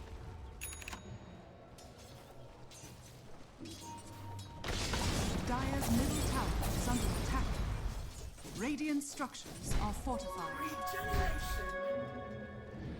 Over in the mid, DKMP. Regeneration rune active, and Rusi in some trouble up to his high ground.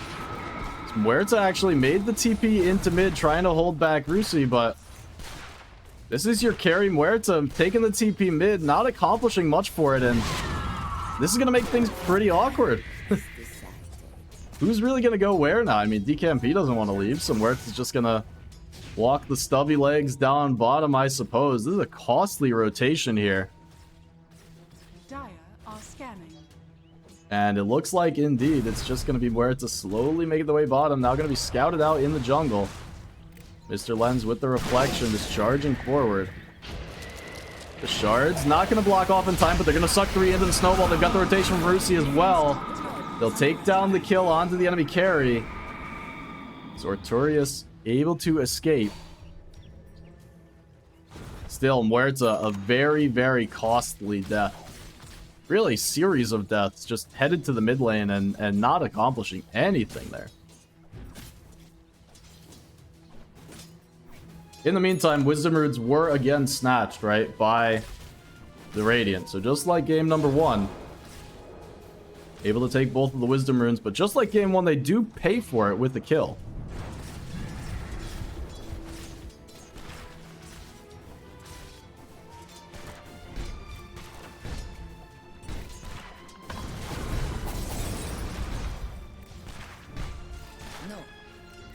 So Falcon Blade completed for Muerta. This is before the boots even. Dire's top tower is under It's no wonder it was a slow walk back to the bot lane. Radiant's middle tower is under attack. Muerta has the offer ended down bottom, so no need for the TPs.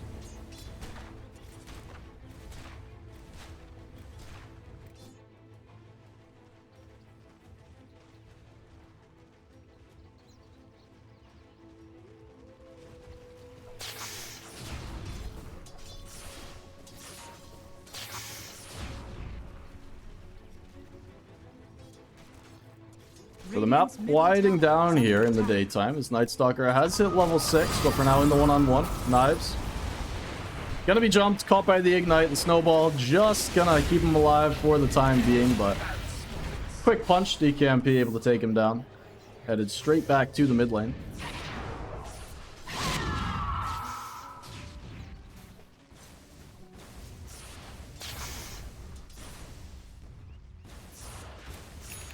Wilted Roses, 2 of the top cores in the game. Very interesting way to say that, but you know, I'm gonna stand by it.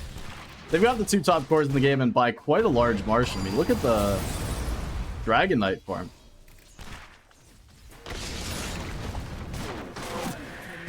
Pugna. Nice dead shot there to hold him back in place.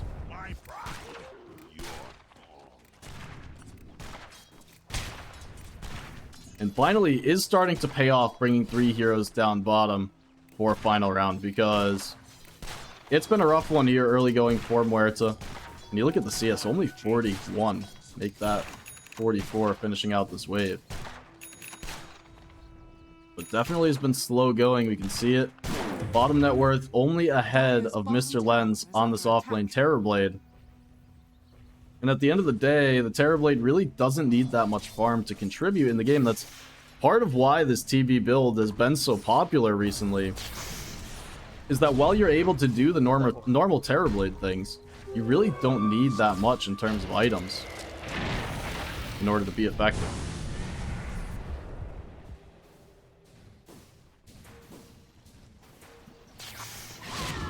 Lots of heroes in the mid lane here as Lion invisible for the time being.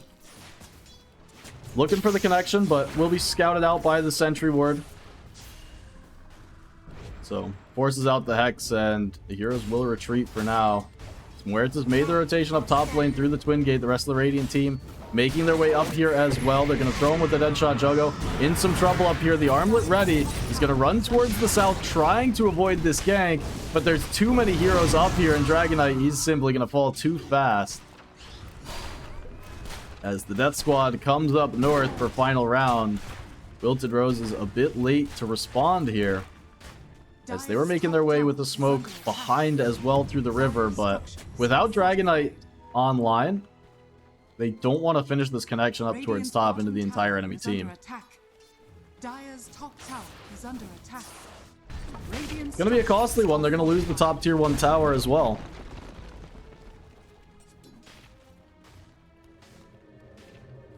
So final round, doing a great job with these early rotations. Gonna try and hold on to the mid tower as well. The TP scouted out by the Storm Remnant. And Lion just gonna pay with his life for finishing that TP.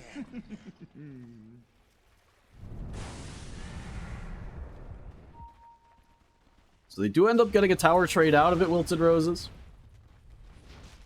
All is well. They lose their top, but they get the more important mid tower. In the meantime, Juggo, I talked about him having the Armlet online. He's just back to farming, back to maximizing. And even without the safety of this tier 1 tower, Dragonite with the Armlet off has 1500 HP.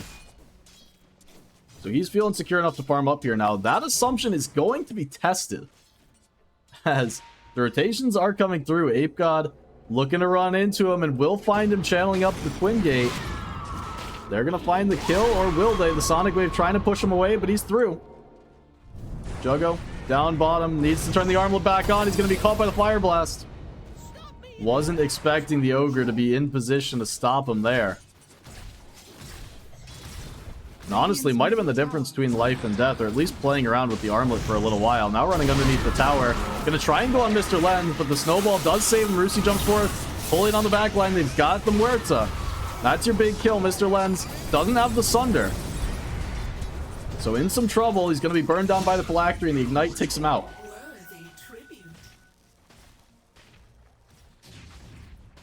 Actually, very surprised there's no points in Sunder here for the Terrorblade.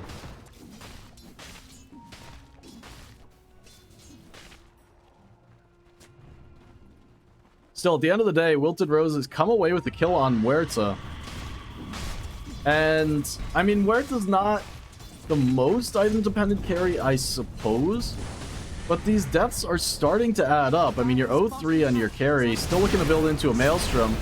Hold that thought. They're looking for the go. They've got Tusk silenced up. No Snowball to come through. And Knives, he's just going to go down. Mr. Lens, meanwhile, in the Metamorphosis, trying to chase down Lion, but instead he might just be the target, able to take down one before he falls, but he will indeed fall. Queen of Pain was also cleaned up, as looks like just solo killed by Storm Spirit elsewhere on the map. Bottom tower is under attack. Dire's structures are fortified. So it turns that awkward trade in the bot lane into a pretty nice one for Wilted Roses. But in the meantime, again, their Wisdom Runes snatched away. So this is 4 Wisdom Runes out of 4 going to final round. And you take a look at the support level difference. Talking about level 8 versus level 6 on both supports. And I mean, Pugna, you want to see the levels. Tusk as well, but Pugna especially. You want to see more points coming through into these spells as fast as possible. And oh no, Storm's going to be caught in the mid lane. Snowball not going to be there as the Hex was through. Knives in some trouble as well. And Juggo's here in this fight. They're not going to have any threat onto the DK. See what they're able to get out of this one. as it looks like eventually they will just clean up the Tusk. Nothing further.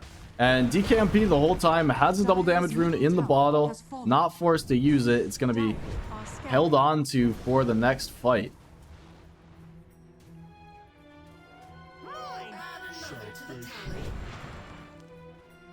Final round, get the mid tower out of that one as well, and it's a 4,000 gold lead all of a sudden. It looks like a lot of that on this offlane TB as well, or I should say not on this offlane TB as well. As 1, 2, and 4 on Mr. Lens, but he struggled to find the farm in this one. Ended up maxing out the reflection, which sometimes against these lanes, like with the Muerta, we see players stop at 2 points, maybe 3 points as you build towards the illusions. Rusi up on the high ground looking for the kill onto Muerta. They've got the snowball through as well. Vagabond in some trouble, will be punched down, but DKMP with the quick rotation off the TP. And Knives traps himself in with his own shards. No way out of this one, the TP. Not gonna work. Radiant's middle tower is under attack. So Wilted Roses continue to punish the enemy carry, but some of these ganks have been costly for them. I mean, losing Storm Spirit, who was, up till now, just about the highest net worth hero in the game, might be too hefty a price to pay to try and kill off this enemy carry again and again. Where it's in with the offer-end is just going to immediately say, no, no, no, no, no, I want to be back. Buy the tier 2 tower, thank you. Do not put me here. That's a pretty funny use of the offer-end.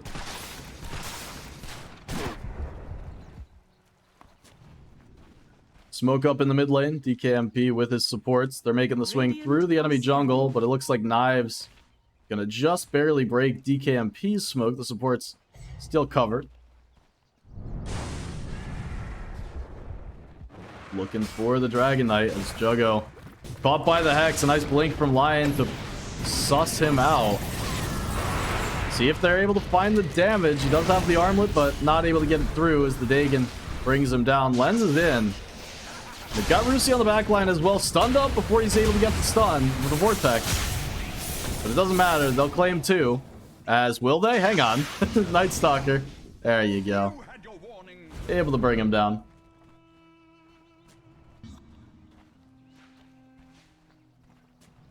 You know, some days we're on, some days we're not.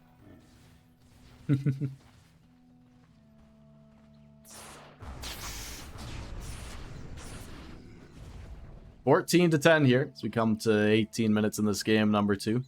Slight edge, 2,000 net worth lead for final round, but right now anybody's game. Top 2 net worth heroes still belonging to Wilted Roses. As Rusi gonna snatch an illusion rune, but caught by the Hex immediately, taking the Sonic Wave over the top. Suicide for rune. Tip comes through as Vagabond says, we'll take more kills onto your Storm Spirit, thank you very much. Right now, Radiant gathered up in the mid lane. There's a tier 2 tower here, but doesn't feel like the right timing to try and pressure this objective, even with creeps pushing in. That being said, DKMP says, I'll get to work a little bit. Couple of right clicks on the tower. Still feels like not the best use of their time. Especially with Muerta hanging around the area.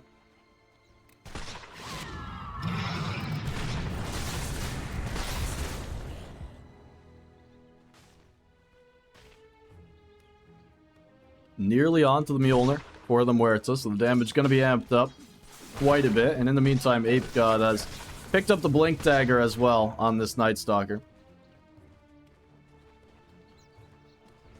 So just continuing to hunt these backlines. The Blink Dagger oh so important in this game because Night Stalker's key role is disrupting the Tusk, disrupting the Pugna, and in these early fights, you know, potentially jumping on Storm Spirit as well with the silence and holding him down.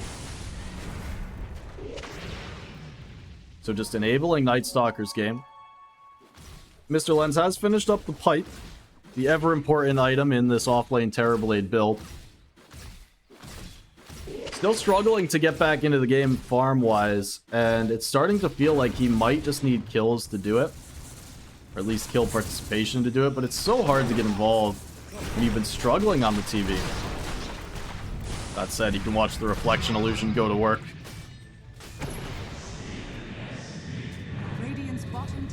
Darkness gonna be used as Ape God hunting the backline. Lens pops the Metamorphosis early. With a jump on the backline, they'll find Pugna. Ape God just looking to get out of this one, held in place for now by the Dragon Tail. See how much damage they really have as Juggo wants to go to work. Not the easiest kill to have as Vagabond into the Pierce the Veil, and like I said, lots and lots of damage to come through in that magic form, just completely ignoring the armor of the Terrorblade. That's really the selling point of the hero. As able to jump the backline, Rusi finds the carry, but again, the tale is old as time in this game. Jump the carry, but for what? You lose the rest of the team. And a very convincing team fight win there. As underneath the tier 2 tower, Vagabond feeling the pressure, feeling the enemy hatred towards him. It has just been fight after fight, game after game. But look at the damage Muerta's able to put out with the help of the Finger of Death. I really love this Muerta answer to the Terrorblade off lane. I mean, in lane, it's nothing too special, but the fact is, you pick this Terrorblade hero because it's a high armor hero. I mean, we're looking at 18 base armor with no items. A couple of bracers to try and tank up a little bit, but just cut through like butter between the Mjolnir procs, the magic damage on the other team, and the Muerta Pierce the Veil attacks. I mean, it's just so much. And by the way, this Terrorblade is supposed to be your aura bot, your aura, you know, building hero. And if your aura hero has 1300 HP and feels like it, you know, it really means you have no auras at all in your fight.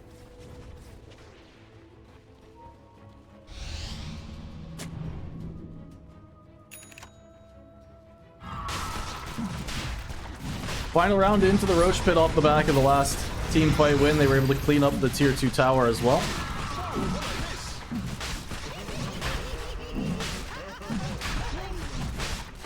Despite the 3 and 5 performance on Muerta, you look at the net worth and it's right up there with all the other cores.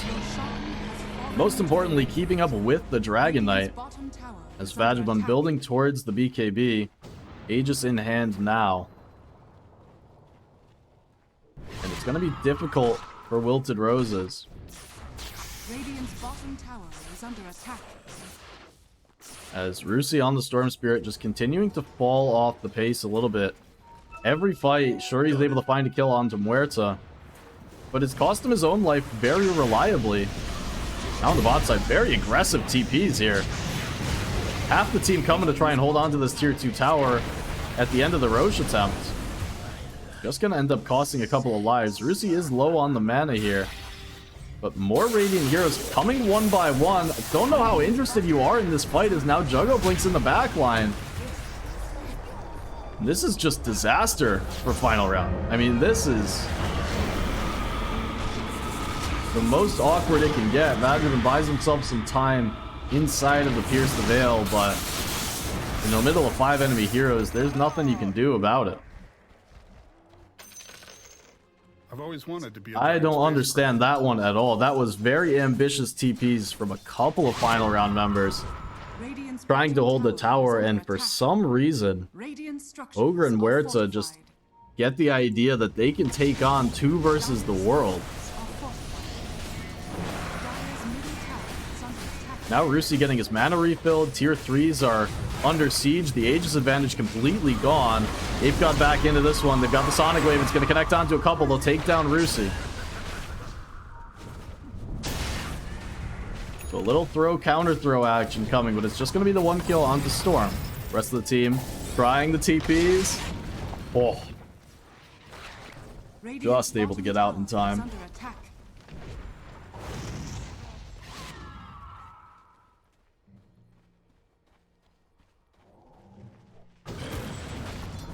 But after all that, this game back to around dead even.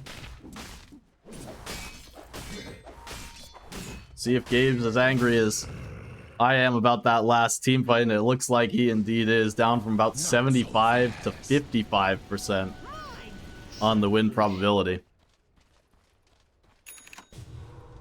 And Dota's like that. It really can be one bad decision. If your decision's bad enough, can just take you out of the driver's seat completely. Radiant's top tower is under attack.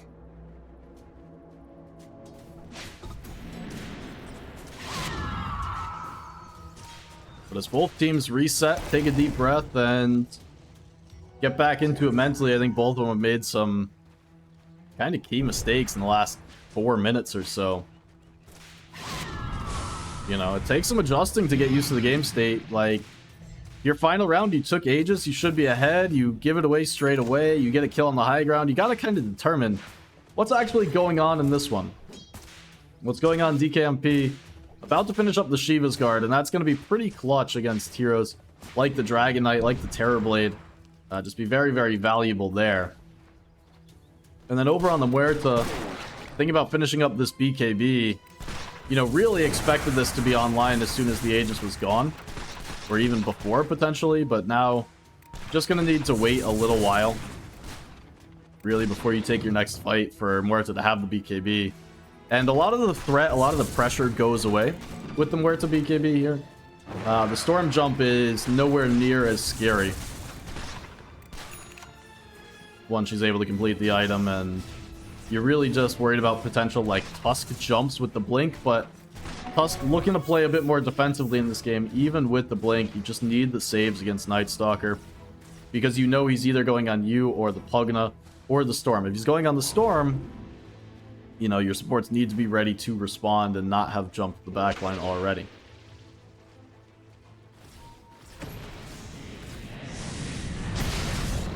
In the mid, Gex been spotted. Finger of Death comes through, and there's quite a bit of magical damage ready. Wilted Roses are TPing in here as Ape God backing up a lot of damage. The long duration zip as well, Rusi with the BKB. Not going to get much done as Ape God able to get his own off as well. Now charging forward again, Rusi. Still has some mana to work with, but not able to go forward any further. On the Arcane Rune, so he wants to make something happen. They're placing the wards. But again, without Pugna, you don't have the extra mana battery. Just not exactly the fight you're looking for. Dire's middle tower is under attack. I think this Wilted Roses team kind of need to figure out when it's time to let some of these fights go. You lose a hero and you don't need to make a play off of it. You can just continue to play the map somewhere else. And honestly, a little bit of the same for final round. I mean, they made that egregious move down bottom. But I'd like to see once Pugna's gone, you know, the fight has kind of fallen apart. Like Night Stalker, if he's able to reset, can just jump another one of your priority heroes. And that's kind of the last thing you need, is having 2 priority heroes jumped in one, you know, quote-unquote, one team fight.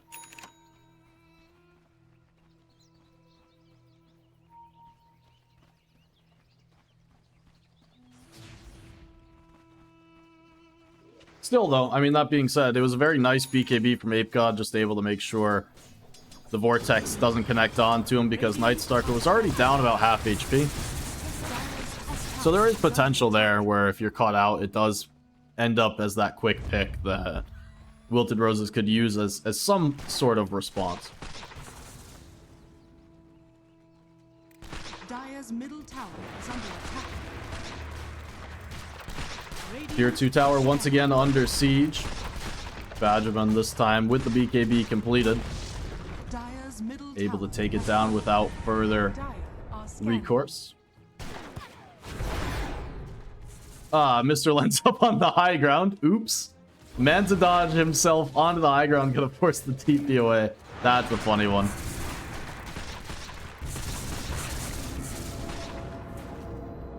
You know, out of all the games I've played, I don't know if I've ever just walked by a cliff, manted myself onto it, and had to TP away. That might be a first for me.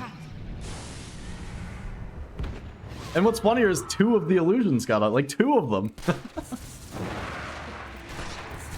There's nothing else going on, so we're gonna take another look back at. Oh, I've missed it. Fuck. That's unfortunate. I wanted to look back at it. I wanted to see it again. That's too funny. Lens, none the worse for wear. Continuing to farm up with the illusions. Mantha online. Building towards a Hurricane Pike.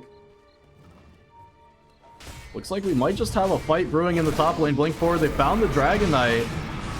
And they've got enough damage, or do they? The Pugna, the heal's coming through. They've got the Sunder as well. Juggo back up to full. Now he's going to turn things around with the Dragon Tail. Get the right clicks out. Do they have enough damage to take him down twice in a fight? Well, maybe they just do. DKMP to jump on the backline with the BKB, the Sonic Wave. They do have enough damage. That's so much work they're able to put in. Rusi able to TP away. Knives not going to be as lucky. It's going to come out of the snowball and get taken down. That is insane amount of damage because the save was there. And even with Dragon Knight back to full HP, it doesn't matter. All the magic damage on the backline. Just able to take him out again. Ooh.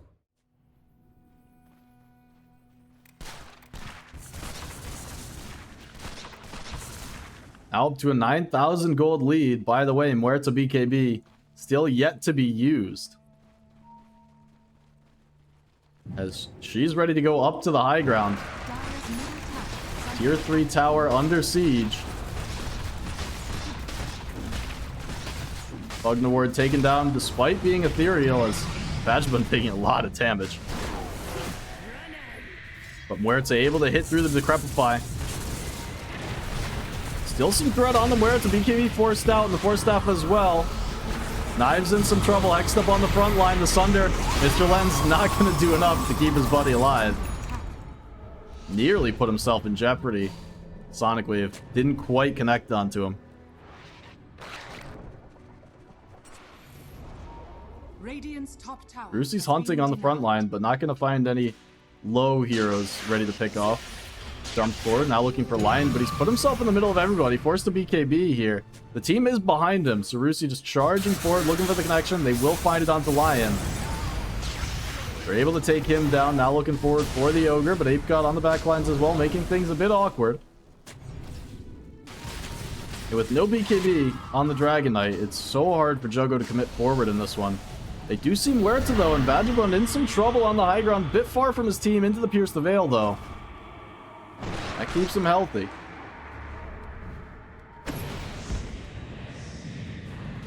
Now it's Radiant hunting forward. Ape God with the nighttime. Gonna be caught by the Dragon Tail. The Muerta stuns off the mark. Both of them. Now Juggo jumps forward. He wants in on this one. Question of who's fighting who here, as Ogre gonna get picked off to the side. It's a lot of Storm's mana committed though, but Vagabond now the one caught out. Doesn't have the BKB, doesn't have the Pierce the Veil. He's taken down. Ape God falling low as well, as he can't stand up to the right click. Struggle out of the dragon form, but it might not matter. He's DKMP. He's so low as well. It's a triple kill for Mr. Lens. As exactly the fight they needed on Wilted Roses. It ran just so long. And both teams chased each other back and forth. It's like a dog chasing its own tail. Just these teams running in circles. Not sure who actually had the upper hand for the longest time.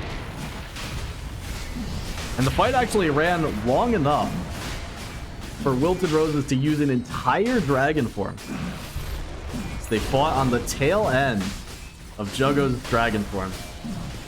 Just runs out in time for him to punch down the Queen of Pain.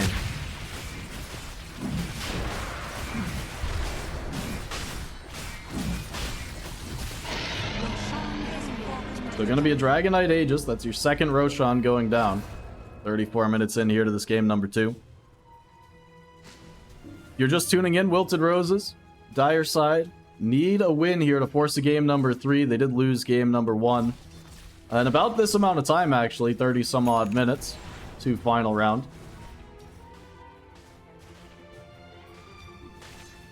So this game certainly yet to be decided, but Wilted Roses needing it to go in their favor to force a game 3. Otherwise, facing elimination right now, as loser of this series is going to be knocked out completely. Lower bracket, round 1.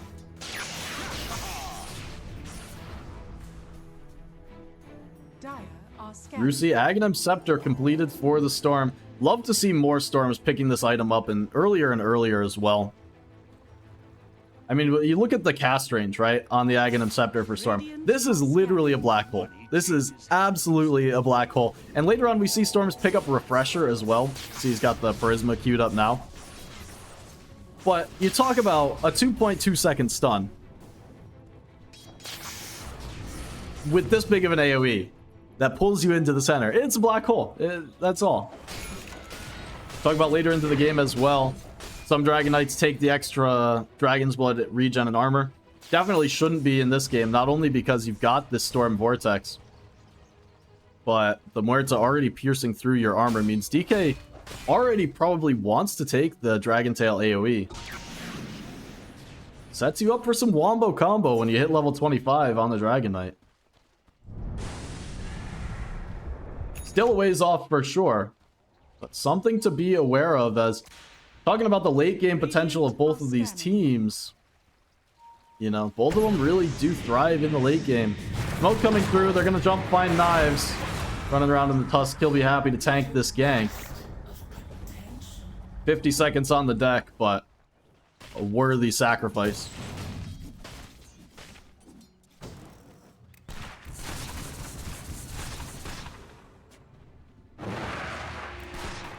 But back to the late game potential here, right? If you think back, 2 years, right? 2 years since Muerta's been very popular. Maybe a year and a half as the carry. This hero is one of the strongest late game carries that I've ever seen. And I know it's gotten nerfed a little bit since with the Gunslinger. And I know it's not played as much as a carry now.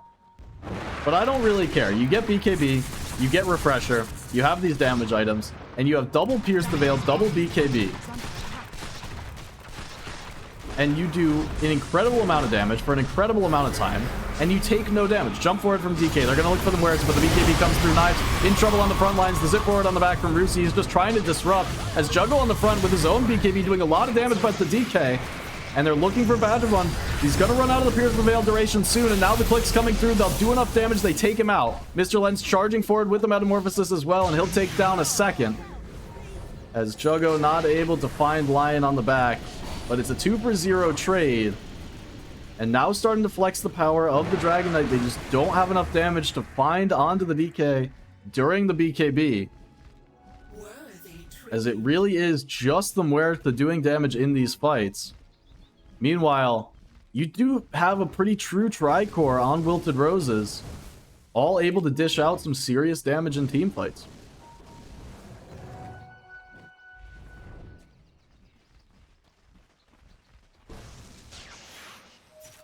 Aegis is still online for DK for another minute. He's going to walk straight up the high ground and... Well, I was going to say get to work, but not quite get to work. Got some extra HP coming in. They're going to force out the Glyph. Now Apecon looking to hunt the back lines, and Pugna's stepped up a bit far for this one. The Sonic Wave comes through. One more right click takes him down. So out of position on the supports. Couldn't let DK go first, and now Mr. Lens in some trouble of his own, trying to run away. But with the Hurricane Pike on cooldown, no way to create space. He'll be stunned up, and he'll be killed off as well. Taken down by the Finger of Death. So Wilted Roses again up to the high ground, again an undisciplined approach. And it'll cost him a couple of deaths.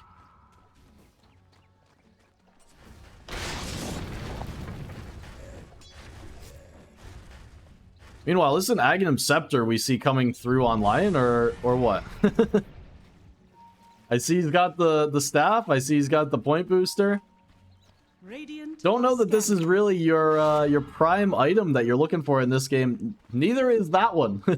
The Midas picked up now for no on the Ogre, looking to multicast it out.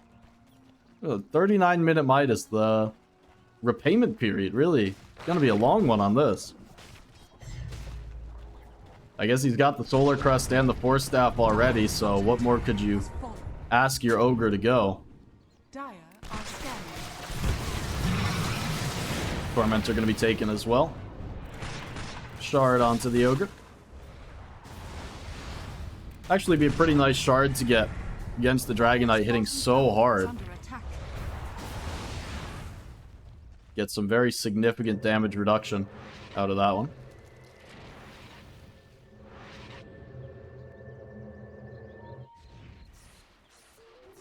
TP's up to the top side. Rusi needs to be careful here. He's just able to zip away. Lion leading with the Earth Spike. Gives him just enough time to get out. Rusi really playing with fire there as a Blink Hex, and he was dead. Flesh sustains, gold remains.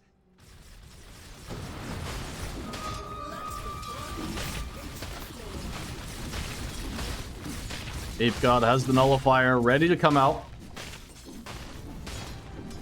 Really fitting this game with how much save, how much support utility there is between the Pugna, between the Tusk. And fitting exactly what he wants to do on the Night Stalker, which is just disrupt these saving supports. Talk about ways to survive if you are one of these dire supports now with the Nullifier coming through, because, I mean, it's Force Staff, Glimmer Cape for Gek. The BKB is already there for Knives as he was trying to deal with the silence. I think you might just need one on Pugna as well this game.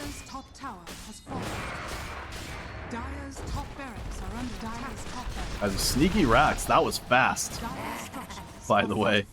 Muerta just shreds through these buildings. They had the siege creeps as well. And you gotta be careful here. They're thinking about coming back up, looking for the Terrorblade, and they've got him. No save even possible. So you lose Mr. Lens, you lose an entire set of racks in 1 second. The damage there on the barracks is crazy.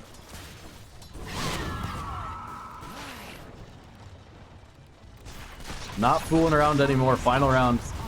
They want out of this game. 11,000 net worth lead. Muerta, Silver Edge, Satanic, both online. There's a buyback on Terrorblade available now. Going to work on the racks. Jogo jumps forward with the Dragon Tail. Holding him back for now. The jump in. Rusi on the back lines. Has the Vortex onto a couple. They've got the kill onto Muerta. Held down and just cleaned up. Not able to get the BKB. And now charging forward. Storm. Stop. But will be safe on the back lines. And in the meantime, Lion cleaned up. Rusi jumping forward. Looking for more kills. They'll find the connection onto Ogre. It is the 2 other Radiant cores. Staying alive through it all. But I mean, you look at the damage that comes through onto Muerta, right? It's just overwhelming. Radiant are scanning. Need to be so careful. Radiant's bottom tower Putting Muerta up on the high ground. I talked about way earlier on in this draft, before things started to get out of hand for Wilted Roses, but how the saving supports are all on the Dire here. There's no saves on Radiant. So if Muerta gets pushed up out of position, she can just get taken down, and that's exactly what we saw happen. And now, despite being 2 racks down, Siege is on for Wilted Roses. The Sonic Wave comes through, looking for the backlines. Ape God looking for Pugna. The Sunder holds him healthy for now. Gek, the 4th step away, he's able to get out of there, and now they're looking for the damage. They've got the Vortex back, they've got the control, looking for DKMP, and he might just fall. He does. 95 seconds on the deck, he's got a buyback. As Muerta's back up in 10. They've got another round of the Glyph. And that looks like it's going to be all she wrote for the Wilted Roses push, as they're just going to be forced out of the base. Still, the net worth lead all but eliminated off of this one.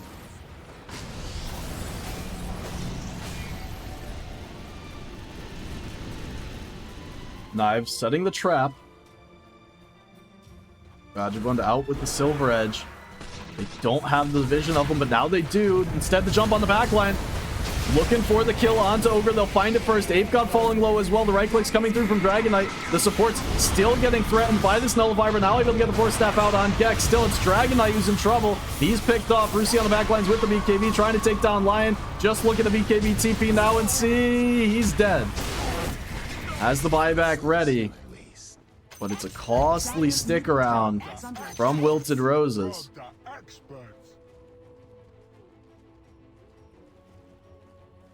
As the timing just wasn't there. They didn't see Muerta until they'd already committed the jump. She was so far from the team. Just Silver-edged all the way out to farm up a creep wave. Could have been a huge kill. Did force out some more buybacks. 5,000 net worth lead. All they're going to hold on to. Vagabond taking a lot of damage again. Did buyback on Juggo. That's going to be BKB force from Huerta as well, so wanted to stick her nose up the high ground. But really not going to get much out of it other than the Dragon Knight buyback. Still a win, don't get me wrong.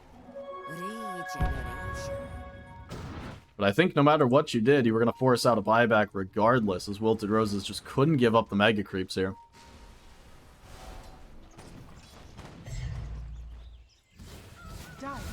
But Mr. Lens, I mean, he's got a Daedalus in hand, right? Look at how scary this Terrorblade has gotten. And we've seen the last couple of fights, Mr. Lens forced to play this defensive utility role where he's actually been sundering his Pugna for a majority of the time. So not exactly able to make use of the Daedalus, but playing the Terrorblade that's able to turret from the high ground, I mean, that's more reminiscent of the carry Terrorblade that you'd see. And that's definitely how you're looking to play. Wow, look at this. Not giving the refresher to Vagabond. I'm actually amazed by this decision. They've got it over on DKMP. Double Sonic Wave, double Shiva, double BKB, sure. But we're at the level 25. Talking about double Pierce the Veil, double BKB. I'm very, very surprised by that. Is the powered up Sonic Wave with the level 25 talent. Across the river. Overload attack bouncing with the shard on Storm. But the siege is on. Aegis in hand from Huerta, and she's just going to get to work on the tower. Already falls. Now looking for the racks. Jump forward, immediately silenced up. Brucey jumps forward with the Vortex. They found the first kill. Look at the overload attacks bouncing through. Need to be able to kill off the Muerta twice. See if they're able to do it. Vagabond in the BKB immediately, but taking so much damage from Juggo. He's got the damage, maybe not. The Pierce the Veil comes through. Juggo in the BKB, but now forced to just run away. He's got the heals through from Gek on the back lines, and they've killed off the Muerta. And now the jump forward from Rusi, fresh from the fountain. He's got the full mana pool to work with. Full retreat mode from the Radiant, and it looks like they're not going to make it out. Again, it's the two cores surviving. It's Muerta dying. It's a Tusk buyback, but another big fight win, another base defense for Wilted Roses.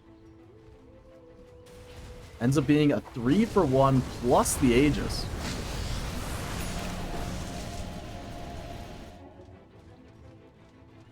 As wow, Juggo took the HP regen and armor talent. So surprising me by not going the AoE Dragon Tail.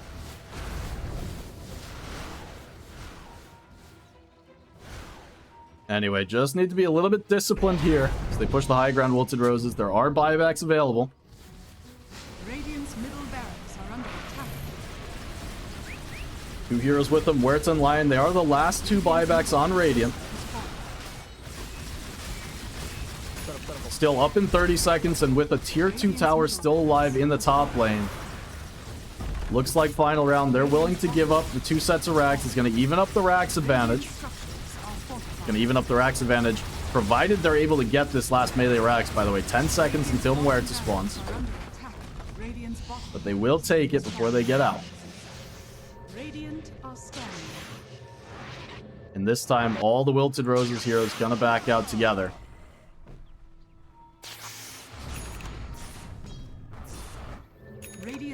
Radiant TPing very aggressively forward. They want to try and pick off some of these heroes as they're on the retreat. And Rusi's headed right towards them. He's out of mana completely. Silenced up. Fear back as well. Second round of the dead shot takes him down. Beautiful TPs there. And Rusi just caught walking back with his pants down. As Divine Rapier picked up for the Muerta. Vagabond ready to go. That's the buyback gold as well. I mean, this is the only hero on Radiant with a buyback other than Lion. And remember, Muerta's been planting herself up by the high ground. And with only 2,700 HP to work with, she can get clicked down by Dragon Knight. Don't forget, Terrorblade also has the Daedalus. We've seen all that right-click damage pose a real problem for Vagabond.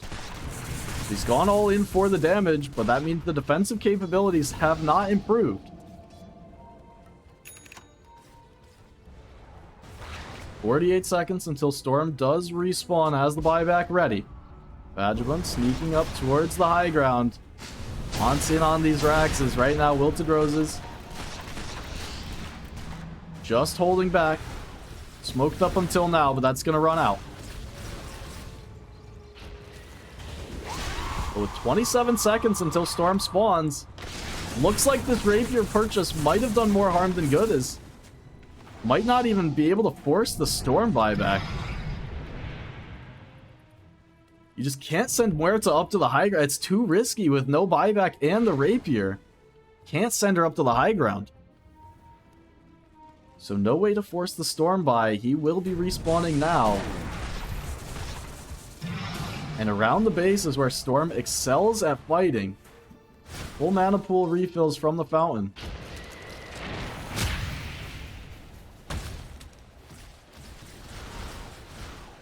Meanwhile, Knives, Aghanim Scepter, freshly picked up for the Tusk, has the blink.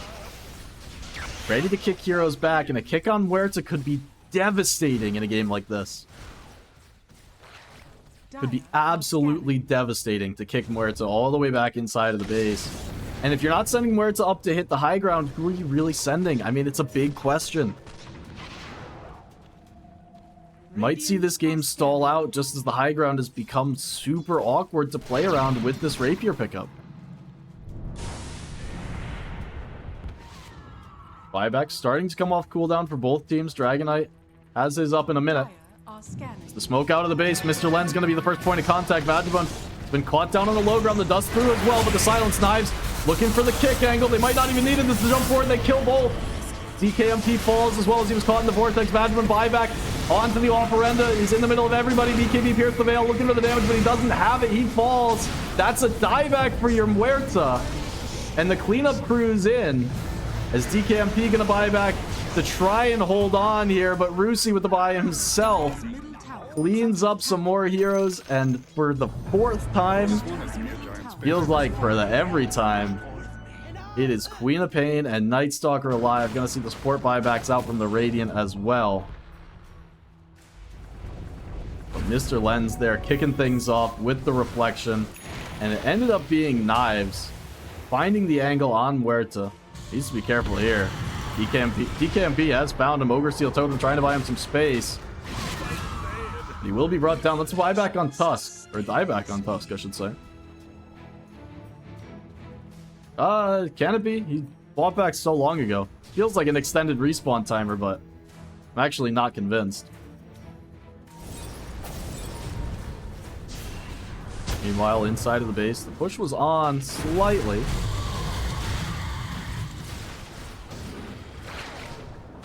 But nothing doing there. Creep still inside of the Dire base.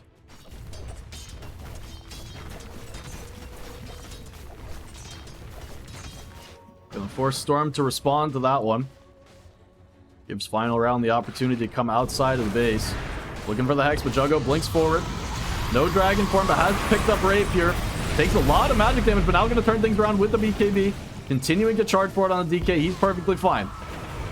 DKMP jumping forward, looking for the angle on Mr. Len, starting to fall low on the Terror Blade. They've got the silence as well, but Mr. Len's healed up on the backlines by Gek. DKMP just running away, but now the Dragon Tail holds him in place. They'll take down the Queen of Pain. 125 seconds, no buyback for Quap.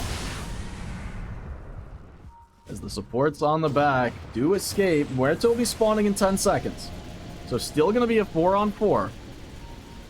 As there's not going to be a BKB for Dragonite for another minute.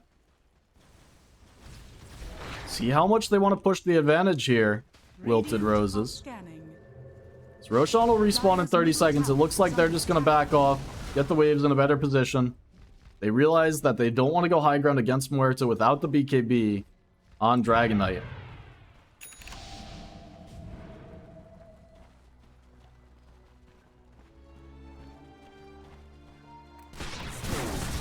And I just have to go back. I'm so surprised by the Rapier pickup from Muerta. Just feels like she wasn't struggling for damage earlier either. You talk about an item like the Refresher instead being such a viable option. Just get a second Pierce the Veil, a second BKB, second Satanic even. I mean, there's just so much utility that could come through from it. have the mana pool to sustain as well. Because we've seen in these team fights, I mean, it's not like Wilted Roses are just killing her through the Pierce the Veil. That's kind of a get out of jail free card right now for the Muerto. And here comes the Dire Smoke. They see him. Mr. Len's BKB, they're looking for him. Do they have the detection? Spotted out. Looks like they might just instead going to turn their attention over towards Ogre, but the kickback onto Vagabond. He's in the Pierce the Veil, in the BKB, but it's only going to last for so long before it runs out. Satanic not doing anything with the magic right clicks going. Gem dropped as well as Rusi charging the backlines. BKB gets him out of trouble. Artorias, a lot of trouble of his own on the Lion. It's a clean 4-for-1 trade. 3-for-1 trade, I should say. Queen of Pain already dead in that engagement as they do just lose knives on Wilted Roses. This time, no buybacks at all on the Radiant. There's blood in the water, and Wilted Roses can sense it.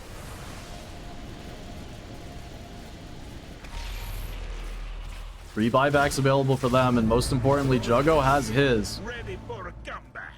So ready to just go up and pressure these tier 4 towers. It's going to be a desperation hold without the Muerta for 45 as Juggo starts to lay into the base. DKMP holding back, and Night Stalker's going to fall. He's got a buyback. That's it for the Radiant. What can DKMP do? He's got a cheese. He's got the BKB. Gonna need the hold of his lifetime to hold out of this game too. Tier 4 towers fall. There's no glyph. The Ancient falling low already. DKMP, the BKB forced out. He's gonna jump forward. But there's just no damage to do. The team's gonna focus the Ancient instead. And that's gonna be your game 2. Forcing a game 3 for Wilted Roses. In a game that looked so difficult for them through the mid game. Able to take advantage of the chaos of late game Dota. And clinch this one by the skin of their teeth, Wilted Roses.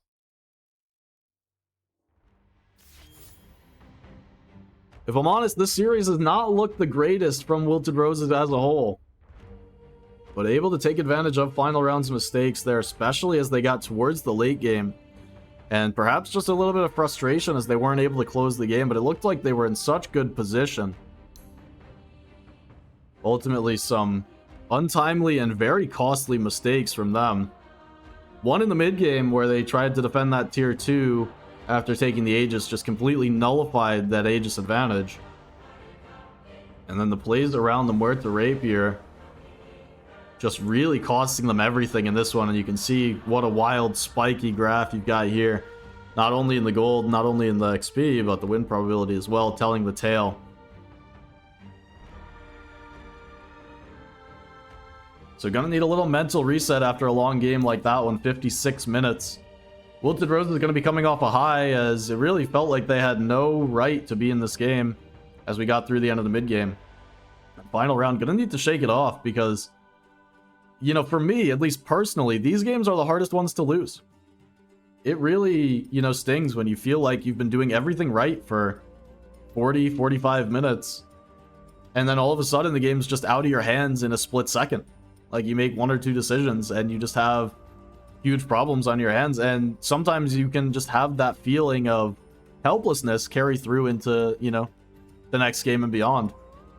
And final round, gonna need to shake that one from their minds and get back into game number 3, because now it's an elimination game for both of these teams. Wilted Roses final round. It's gonna be winner moves on, loser goes home in this lower bracket round 1 of the Lads Plus finals. But with that, gonna throw it to a quick break. We'll be back for game number 3 in a couple of minutes.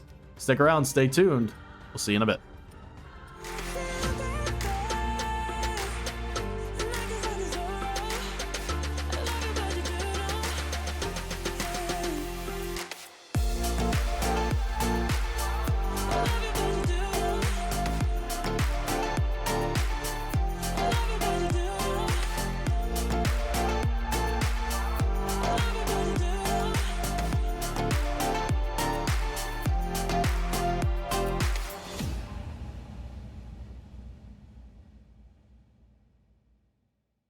I don't mind being right, even when we got in wrong. I kinda like making it up as we go. ever since the second grade when you first caught my eye. I knew you were different in all the ways I like. I won't hide that I'm right, even when we got it wrong. Why you keep playing? We're not the same man. This other little light, the coming ground is shaking in your eye. If you could believe me, let's jump in the deep end. We'll jump in the deep end, yeah. I said, hey, we don't need to leave all of the differences aside. You and I feel right. I said, maybe we don't need to leave all of the differences aside. Cause that's what makes it right. I'm nothing like you, and you're nothing like me. We don't agree, and that's what makes it right. I'm nothing like you, and you're nothing like me. Opposite sides, and that's what makes it right. Oh, every time that you think it's gone too far, we come a long way, and I know that it's only just begun. Cause if you think that loving someone else could ease your mind, let me just remind you, dear, of all the hills we've climbed, and I don't mind being right, even when we get it wrong. No, and I said, hey, we don't need to leave all the differences aside. You and I feel right. I said, maybe we don't need to leave all of the differences aside. Cause that's what makes it right. I'm nothing like you, and you're nothing like me. We don't agree, and that's what makes it right. I'm nothing like you, and you're nothing like me. Opposite sides, and that's what makes it right.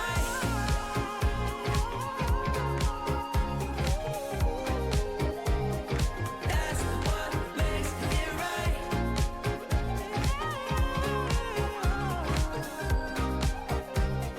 That's what makes it right.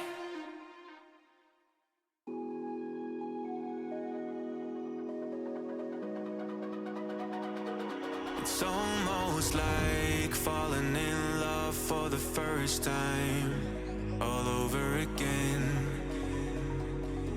Hold on tight to the feeling, but it's a roller coaster in my head. So I'm holding myself on a precipice, and I've been dreaming off the ground. So I'm looking for something that's definite. I'm praying you don't let me down. It's gotta be all. It's gotta be all or nothing. All or nothing. Oh, it's gotta be all or nothing. All or nothing.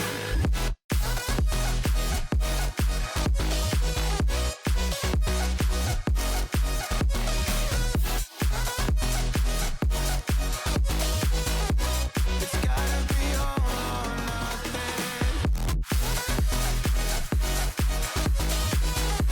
It's gotta be all or nothing. Oh, or nothing at all.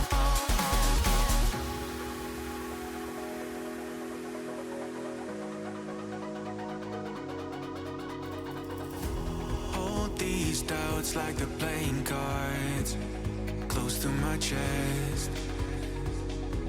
Turn them round for the river and hope it's something that I won't regret. So I'm holding myself on a precipice, and I've been dreaming off the ground. So I'm looking for something that's definite. I'm praying you don't let me down. It's gotta be all. It's gotta be all or nothing. All or nothing. Oh, it's gotta be all or nothing. All or nothing. Oh, oh, it's gotta be all or nothing. Oh,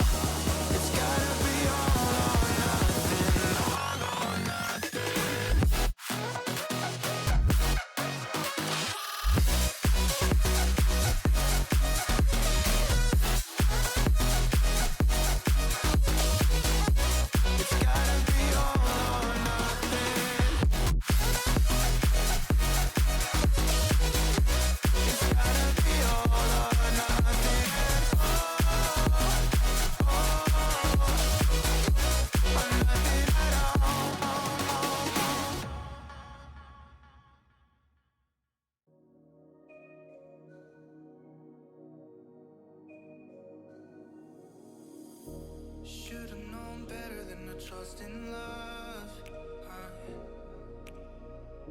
It's like this whole world keeps on messing it up. Yeah. I thought that I could do better if I just believed. Yeah. I'm thinking back to when you were in the sweater that you got from me. Oh, now it's so complicated. Why is this suffocating me? I felt elevated when you used to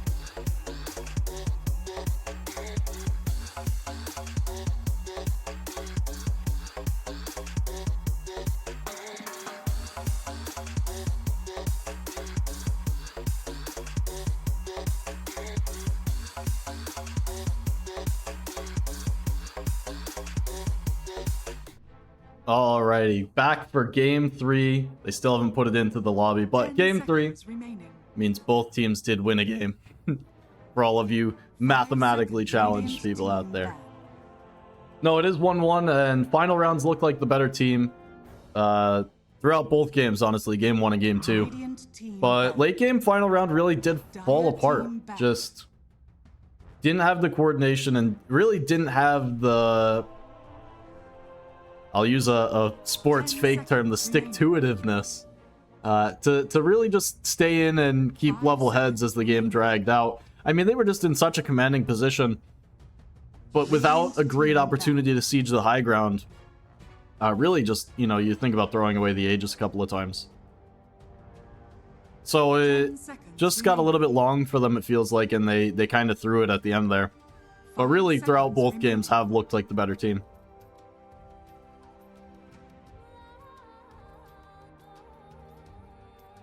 And, you know, I'm going to leave you guys with the draft here for just the beginning. I grabbed myself a late night cup of coffee, so we'll be back in a couple seconds. Enjoy the draft.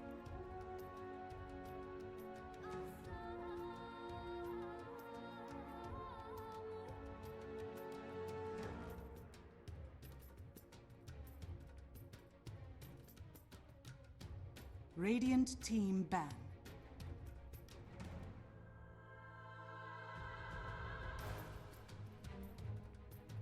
Ten seconds remaining. 5 seconds remaining.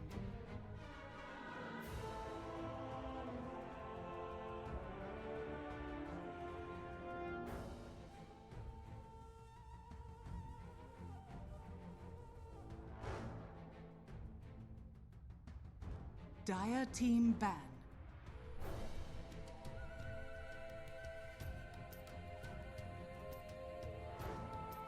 Ten seconds remaining.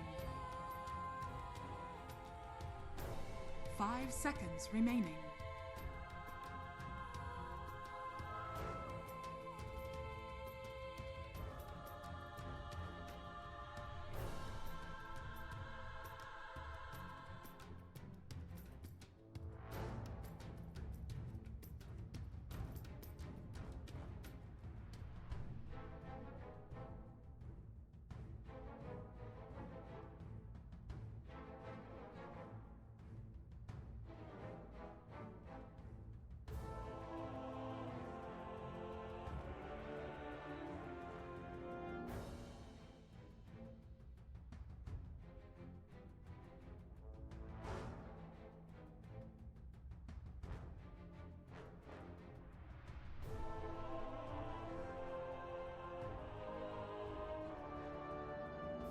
Dire team pick. I've always wanted to be a giant spacecraft.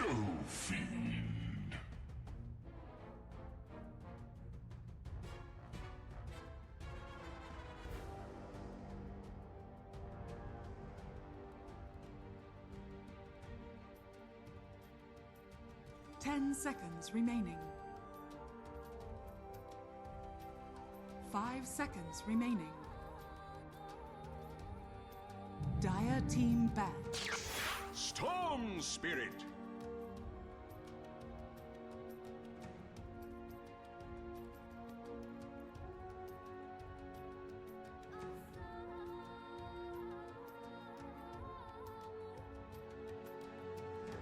Ten seconds remaining. 5 seconds remaining. Dire team. All right, what have we got here? Wilted Roses ban the Huskar in the first phase. That's actually surprising to me. 10 seconds remaining. Radiant team ban. But okay, we are seeing more of the same, right? It's not exactly what we've gotten in this game, but stylistically, it's actually very similar to what we've been seeing today. And honestly, what we've been seeing, you know, across the board in Dota right now. We've got overall first pick Shadow Fiend, and going to be followed by Wilted Rose's first pick in the Storm Spirit. You can see final round immediately taking out this Pugna. I mean, we really saw the resurgence of Pugna just coming from two ideas. One was the Storm Spirit, and one was the Medusa. And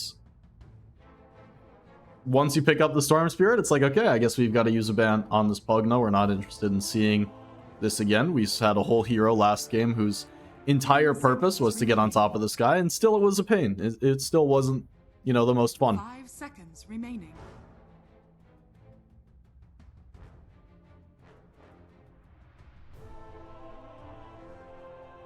So we'll see what Wilted Roses go for now here. They have been picking their mid laner up later on in the drafts here, Wilted Roses.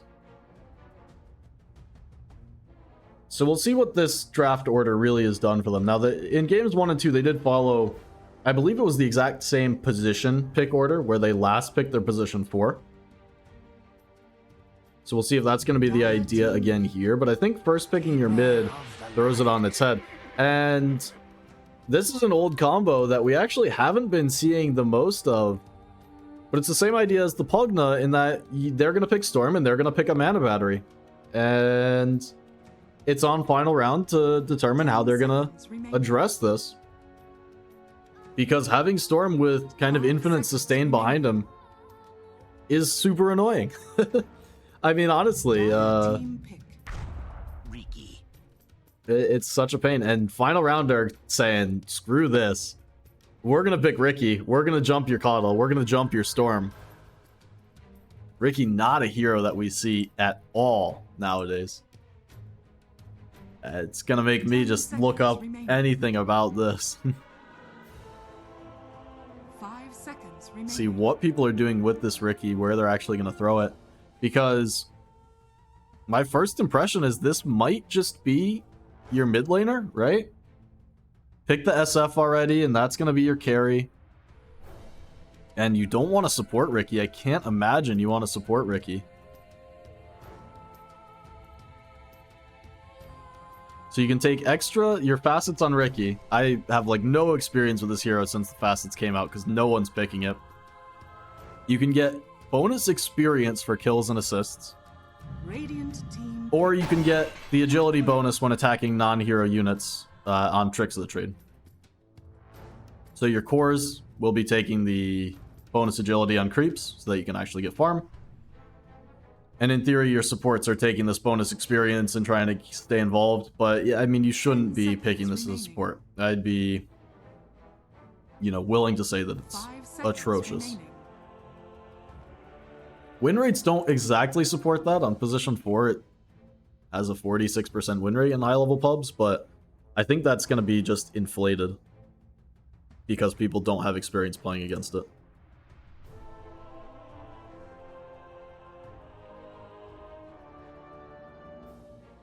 The idea is there against the Coddle, right? To just jump on the Coddle, grab a Diffusal Blade, do your thing. But yeah, the Riki has a notably poor matchup against the Storm Spirit in the, you know, in the few games that it has been matched up in the mid lane, just does not have a good win rate at all. So I know talking to Ricky players and all that, they'll have a different take on, you know, what this hero's good at, what this hero's bad at, but just something interesting to throw out.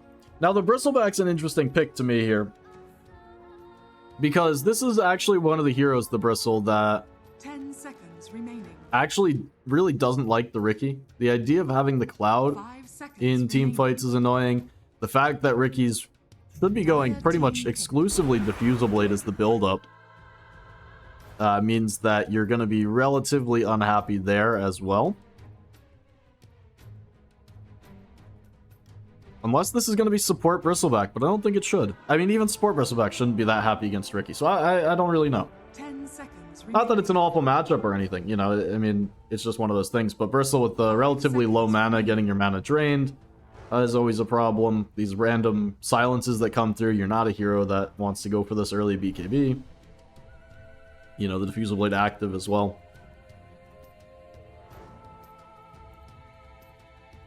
But right now, it looks like it's set to be offlane Bristle with the carry DK. And with overall last pick, I mean, maybe Wilted Roses have some kind of wrench they're going to throw in if they are going to shift Bristle to a support and pick up an offlaner last pick or something. I mean, I'm not a fan at all of saving your position 4 for overall last pick. You know, showing all 3 of your lanes now. I feel like you just make so many concessions in your draft by giving final round 2 picks to address your all 3 of your cores. When there are actually like quite a few 4s that you can pick. It's not like the 4 pool has this hero that's gonna win the game uncountered, right? 10 seconds remaining. Radiant team ban.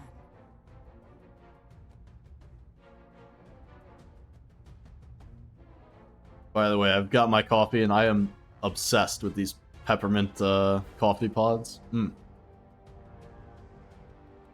So good. 10 seconds remaining. Probably my favorite thing about turning into the winter season. 5 seconds remaining. Dire Start to team sell these ban. dumb peppermint coffee pods.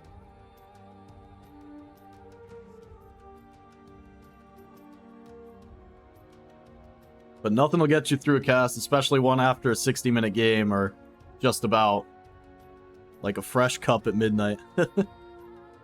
10 seconds remaining. 5 seconds remaining. Dire team pick. So both teams banning out a stack of supports, as it does look like both teams are going to be looking for their position 4 in the last pick.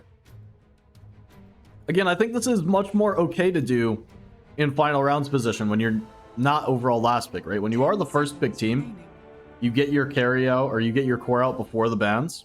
5 seconds remaining. Because whether it's before or after, like nothing's changed. You just have more heroes banned out against you. But in overall last pick, I don't know if I can get behind it. At least not regularly. Radiant team pick. They are going to go for a Void Spirit here final round, so maybe this is a support Ricky to come through. We'll see how they lane this. I mean, judging by this lineup, it's going to be Void Spirit mid with the Shadow Fiend position 1. Offlane Doom and support Ricky, I guess, but you're set up to have a weak lane with the Ricky lane. Meanwhile, on the other side of the river, 7 seconds reserve time means the pick's coming through. It's going to be last pick Lich.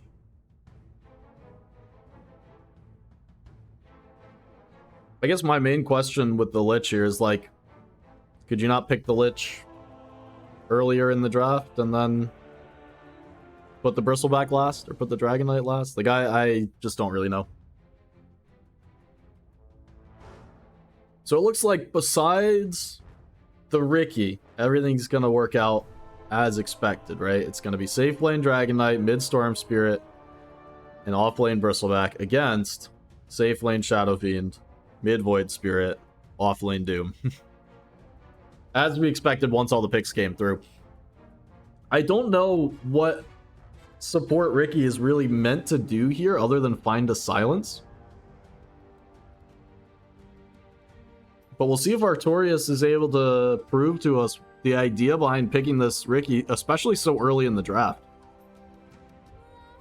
I think one problem I actually have with the support Ricky here is there's a lot of just AoE that's not relying on vision, but also like you've got Cool Spray, right? You've got the Coddle Blast, but you've got Chain Frost bouncing around. You've got the Dragonite splash damage, the Breathe Fire, Storm Spirit AoE. Like, this Ricky's going to be running around on, what, less than 1,000 HP? Maybe you get a couple of bracers and you're a bit higher up than that, but... Apologies. My camera breaks every now and again. I don't really understand what happens to it. This is the hero I wanted to see. He's got a Wraith Band queued up on Artorias. Silver tier Ricky has gone for that bonus experience facet. And it's based on the backstab. Which is based on the ultimate.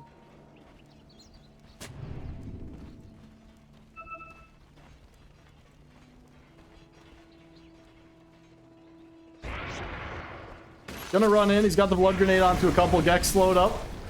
But with the push away, Gek will be just fine.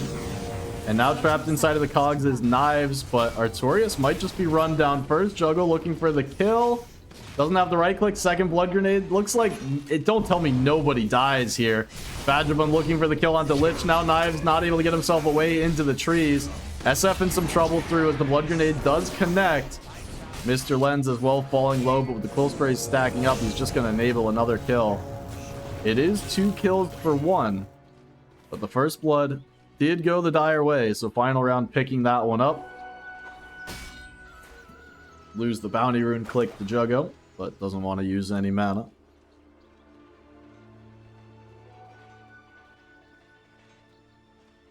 So it ends up being, what, a very, very slight net worth lead. Coming Radiant's way. Wilted Roses take the slight edge. DKMP is all alone in the mid lane. So one of the stranger starts that you'll see, not because there were so many kills, but because so many of these heroes didn't die, actually. And because of that, took the walk back to Fountain, weren't there to start the lane. So we saw it in both top and mid lanes. As it looks like Ricky now just making his way into lane as well. And Clockwork doing Clockwork things, gonna burn out all of Gek's mana with these cogs. Is fast on the Coddle, but Clockwork with the Windlace start, gonna be able to catch him in the cogs whenever. You can see Gek. The bullying is already underway. This is that melee position 5 against range position 4. But it is doing a good job giving Vagabond space to just farm up this creep wave. Anyway, back over to the mid lane, Rusi. We saw him very comfortable on the Storm Spirit in game number 2 against Queen of Pain. This time against the Void Spirit, where he should actually have an even better matchup. And Rusi, Grandmaster Storm. I mean, this is a matchup, or excuse me, Master Tier Storm. DKMP's Grandmaster Void Spirit. But this is a matchup he's played a million times. He's up in the top lane. After the kill on Coddle, Mr. Lens was also getting run down, but he'll be just fine.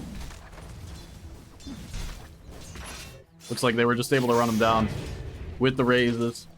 Trap him inside of the cogs.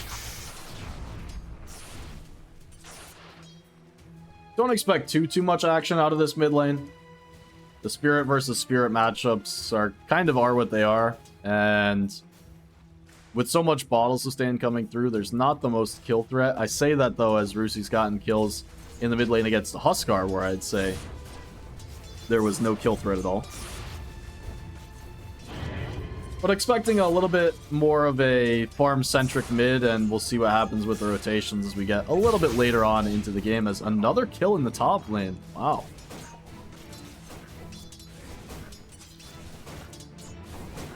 -1 for the observer.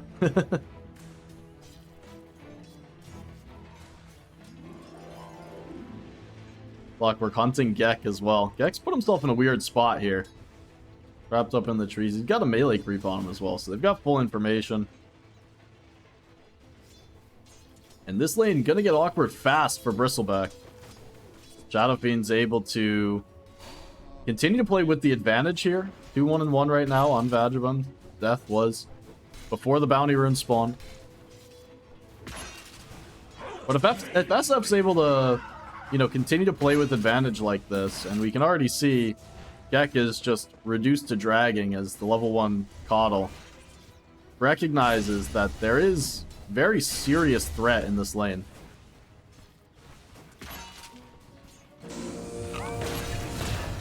Whoa, Mr. Lens, what? Oh, that's not what you want to see on Vagabond. What the hell was that? Take 1 second to look at the clip of, or the chat of the Ricky. And that's what comes out. Just dies the close spray in the top lane and then runs down another kill.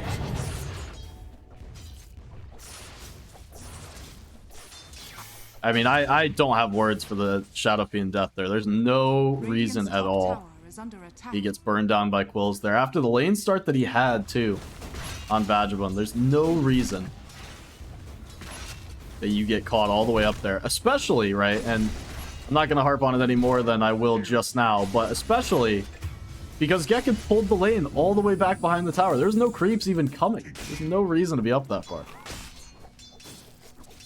Down bottom, Lich gets run down. We'll continue to miss more kills here, as that's what we're known for best here on this channel. You miss 100% of the kills you don't watch.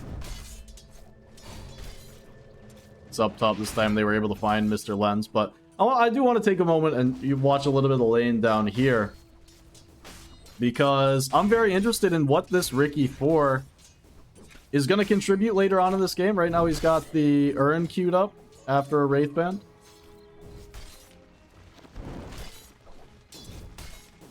Zero, 0, and 1 so far on the lane. So he was able to contribute to the Lich kill. But I'm surprised he's actually able to get anything done in the lane with Doom, and things are going well, all things considered, for Doom. I mean, 26-1 versus 29-2. I would have expected Dragon Knight and Lich to be a lot more comfortable here in this bot lane. Just because I feel like Ricky's always a target. He's one of those heroes with very high regen, but with 600 HP, if he ever steps up out of position, a Dragon Tail and a Frost Blast can be very interesting.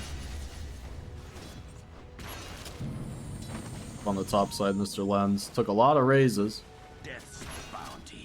Still trying to get the Quill Sprays up, and now they've got the rotation in from the Twin Gate Knives. Perfectly timed. Able to take down one, and looks like they might find the second as Gek taking the cogs, the battery assault as well. No gonna grab a kill, and now the DKMP mid-rotation. TP's in with the level 6. He'll find another. Mr. Lens wanted to back off and use the salve, so wasn't able to go forward for the Clockwork. Now starting to build up the cogs, but level 5 on the Bristleback. This is exactly the timing that the lane was waiting for with the Coddle. They got the mana sustain. Skek TP's in mid to fill up the mana, but they've got the mana sustain for the extra Quill Spray, and Shadow Fiend starts to fall a little bit lower as well. You know, the sustain just becomes hard to deal with for the SF. Still able to hit some more of the raises. As finally, Wilted Roses have wised up. They'll grab a Wisdom Rune for the first time in 3 games. They get the 7-minute Wisdom Rune on their own half. As look at the jungle stacks starting to come through. These are going to be Bristleback stacks. Should have highlighted this earlier, but it's even a bit earlier than I was ready for it. Vagabond in behind the tower. DKMP as well. They'll take down the support. And now Vagabond with the Requiem. Fear into the cogs. Pretty nice combo. They're going to try and take these stacks already. DKMP and Shadow Fiend. Still, Rusi's here. Last thing you want is to lose your carry hunting stacks this early. He's going to be feared in place. Vagabond falling low. The right click. It's not quite enough, but another one they'll have it. Rusi, though, might just pay with his own life. Always able to zip over the cogs. No, it's not going to be enough. TPing in more heroes. Trying to defend the stacks. Knives is here, but so is Artorias. They will lose him. Centaur Clap not able to take him down. And Hellbear Clap.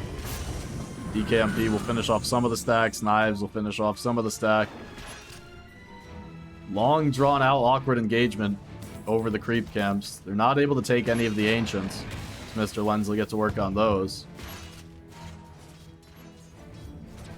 But ultimately it's going to be final round to come out with the advantage there. Take a little bit of the stack and more importantly a lot of the time. This Radiant lineup. Now hunting for no, just trying to leech some of the XP off the ancients. Clockwork will be taken down, but again, it's a lot of heroes brought over, and they've even got the rest of the entire team rotating through, just trying to disrupt these stacks any way they can. The Zoning Remnant on the high ground, the Quill Spray not going to be timed well enough, but now the jump forward looking for the kill, but Doom comes through. Now Storm Spirit in a lot of trouble, and he will fall. See what more they can get out of it, but DKMP very happy with how this has turned out so far. Mr. Lens just trying to charge forward, trying to do what damage he can. There's no more jumps on DKMP, but without a point in the goo, Mr. Lens having a hard time slowing DKMP down to find the right clicks. And now the turn coming. Mr. Lens pulled back in inside of the cogs, and he'll be taken out. And these stacks have really been a thorn in the side of Wilted Roses. It's now 14-7. It's just gone entirely final round play. Dire's bottom tower is under attack. Only saving grace they actually have to this point Radiant's top is that Juggo's not been dragged into any of these engagements, but I don't even know if I can say that's a saving grace, because you look at Shadow Fiend's net worth, sure, he's got way less in the CS department, but with 4 kills and 7 assists to his name, he's got an extra 500 net worth at the end of the day. You know, level 8 on the Shadow Fiend, it's just now level 8 on Juggo. So the stack XP, even keeping Shadow Fiend healthy in that regard. So despite having a party in his lane, in his neck of the woods, as a lot of it was in the jungle, able to keep the farm healthy on the Shadow Fiend.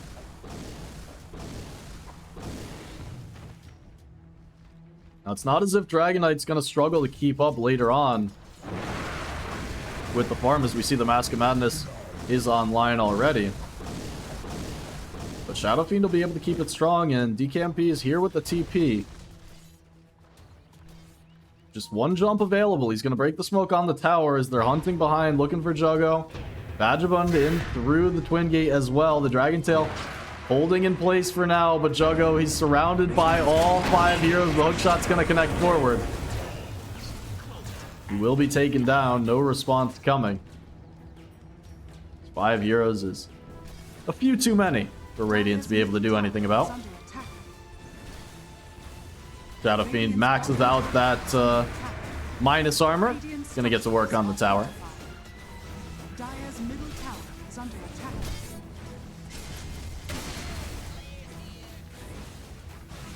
It's such an early level 9 on the Shadow Fiend as DKMP finds another. This time teaming up with Artorias. Ricky quietly level 7, 1-0-6. Nearly maxed out the smoke screen. Now continuing to hunt as this team has a 5,000 gold lead. Looking for the solo on Gek. Level 7 versus level 5. DKMP gonna connect to do the legwork. Artorias continuing to hunt. Mr. Lens could be in some trouble here. It's silenced up for the moment. Now the Doom comes through. Artorias with the body blocks doing what he can, and what he can do is going to be more than enough. Oh, jump. Okay.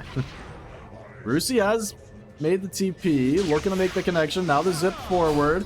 Trying to connect onto Vagabond, but inside of the silence. Needs to walk out of it.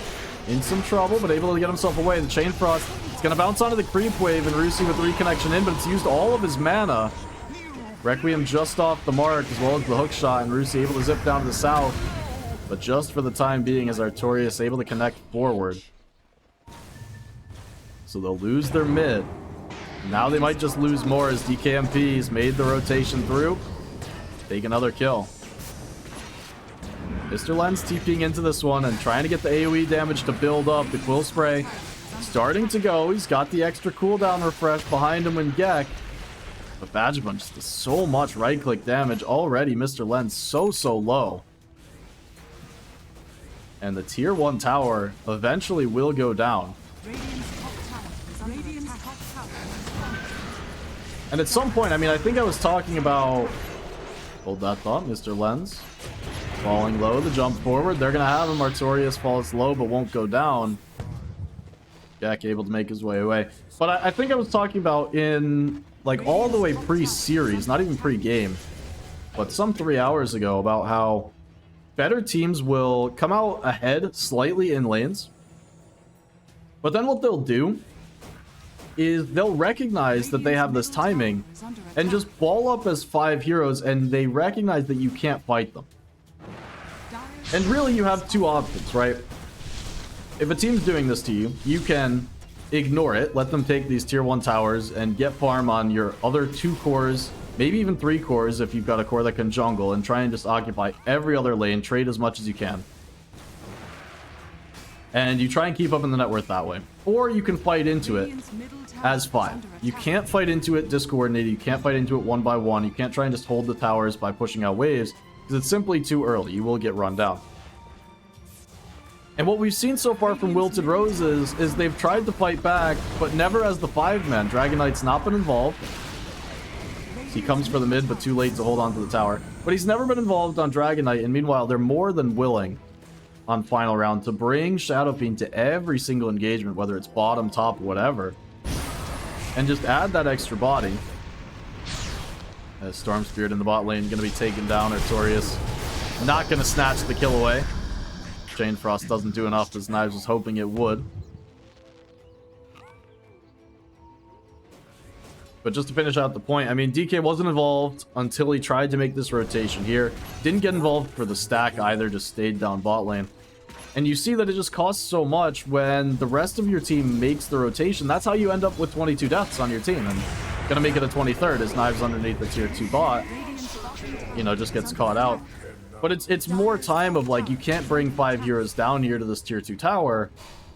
So Lich being down here, I mean, they're more than willing to just dive underneath to get the kill. So again, you need to decide, are we going to push out mid and be hitting into the tower, push out top, be hitting into the tower? Are we going to bring 5 heroes down bottom? Instead, they kind of do neither. And you end up getting picked off onto the tower, right? And now we've hit this 7,000 net worth deficit, where final round they kind of have the option to do both, where they're going to try and take the tier 2, but also TP 1 by 1 in the top lane and try and defend it. Mr. Lens is able to take down 1, as Rusi holding back another, and hang on, maybe they've got something brewing here as Artorias falls. So far, a 3-for-1 DKMP is in, but you'll gladly take that trade. Your off lane and your position 4 for 3 kills. Sure, it's the off lane and 2 supports, but gold's going to be well worth it. And Rusi's not quite done. He's got another Vortex in a couple of seconds. Zips up to the high ground. Rusi, he's got the Vortex out. They're going to kill off Vagabond. Trades his life, but again, well worth it. And there's one more jump for DKMP. The Chain Frost chasing him. It's not going to bounce onto anyone. And that might just be the end of it all. DKMP hanging around, thinking about jumping back in, but not going to have an angle. So you can see punishing a little bit of, I don't even know what to call it exactly. I'm thinking like overpressure, where the team sticks around to take the tier 2 bottom. TP's and supports first, Clockwork, Ricky, and they end up going down before the reinforcements arrive, right? But you see how the fight turned out. It ends up being so close to a dire win regardless. And once you hit this critical mass of 10, 11,000 net worth, especially so early on in the game, you just can TP your supports in and bait out bad engagements. Obviously, in this case, final round just overestimating that potential this early on into the game, and they get punished for it. So net worth lead narrows down to about 5,000. And at this point, Wilted Roses, you say thank you very much, first off. You gifted us, you know, an avenue back into this game. And then you start thinking about how we might make it happen, right? Because at this point, Gek's going to get run up on, and you're still quite behind. But if you find opportune pickoffs, you can take advantage. DKMP going to be forced to retreat in the mid. Rusi continuing to chase forward. There's no more jumps, and they're looking for a Dragon Tail. Juggo is going to have it. They'll take down, maybe not. DKMP trying to escape to the side. No, they'll take him down. Rusi going to get doomed over to the side. But Juggo, healthy enough, just needs to get out of here. Looking for the cogs, but doesn't have them online. And the Chain Frost bouncing around the backline is going to hold everybody back. Juggo going to turn around and start to just hit again. Ape God just standing his ground. They've got Artorias' Cloud to keep him healthy, and keep him healthy it will. Take down a couple more cores. That mischance is crazy. By the way, see the numbers on that one. A 75% mischances. It looks like there's no way Doom can survive. And all of a sudden, Doom is completely fine. And there's so many clouds coming out in the fight. You can see the cloud down already. The Chain Frost starts bouncing, you know. It looks like the fight's broken down. Dragon Knight's going to turn and start to do damage, and it looks like he's got enough. All of a sudden, miss, and then he's feared up. And just gets clicked down by Shadow Fiend on the backline. Back in the live game, Rusi looking for the connection onto Ape. Got a couple of zips across, and he'll have him out of range of the Centaur Stomp. Nearly out of mana, though, and the support's going to combo up to push him back inside of the cloud. A couple of right clicks from Vagabond, able to take him down. Very reminiscent of game 2 there, where Rusi jumps in for a solo kill, and he's able to get it. Still does cost him his life. At the end of the day, Dota's going to argue that it's a slight net worth advantage coming out of that kill, but want to see more gold building up on your Storm Spirit. The time he spends dead, very significant. And going to enable this dire smoke. Through the enemy triangle, they spot out the courier. Mr. Lens right now in the mid wave. Because it's Ricky that kills the courier, he doesn't expect the rest of the team behind. He's going to rely on the Bristleback to try and get the quills going. Nearly able to find the kill, but just not able to do it. And now the hookshot across. Found the connection onto Juggo as well. This time, though, we'll just attack the cogs and make his way outside.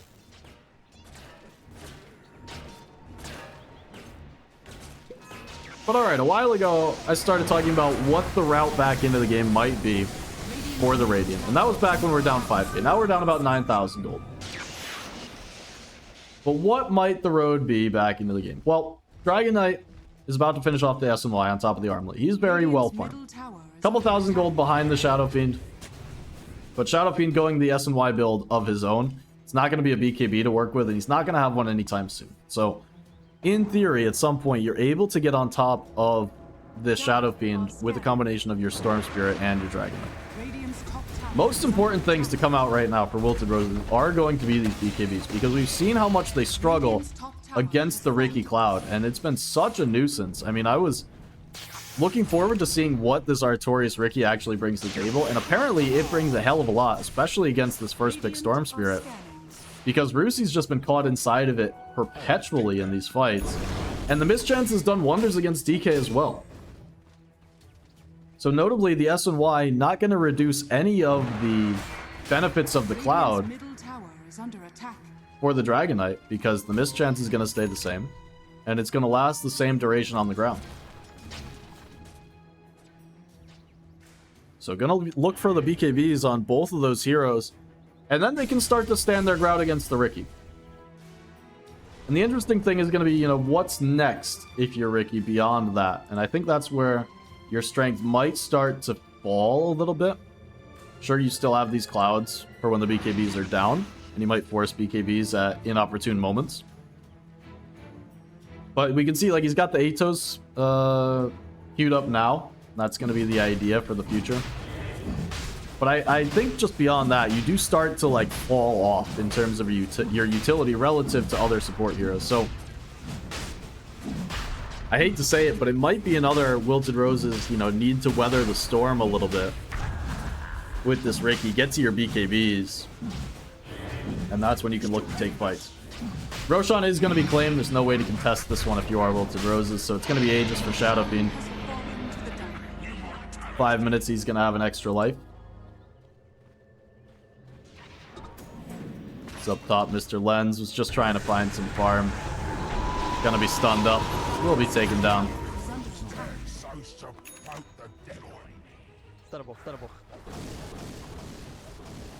You know, you wish you could get out of there, but at the same time, a very reasonable death to take. I mean, look at his net worth. He's behind the Coddle. But it's a reasonable death to take. He just wants to be out on the map while they're taking Roche, and not much to be done about it. Dire's courier has been killed.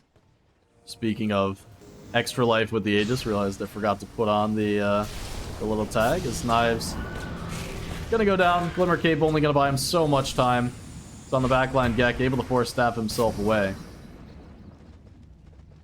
Does have quite a chunk of change on Gek. Oh, the Glimmer Cape. Able to TP. Nicely done. Went for the Infernal Blade instead of the War Stomp. Not sure if it was off cooldown, but cancelled out by the invis.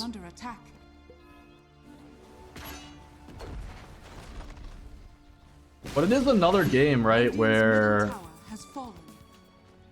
Mr. Len's offlane, and I know it wasn't Mr. Len's in game 1, but the offlane has really struggled to find farm in all 3 games here on Wilted Roses.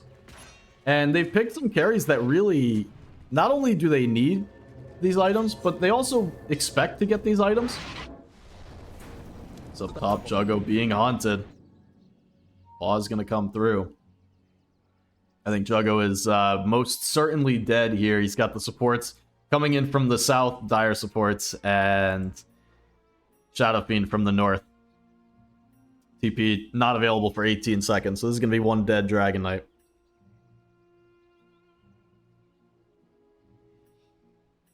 Vagabond says, I have no ult, TP out, and if I'm honest, I'm not certain he even saw you.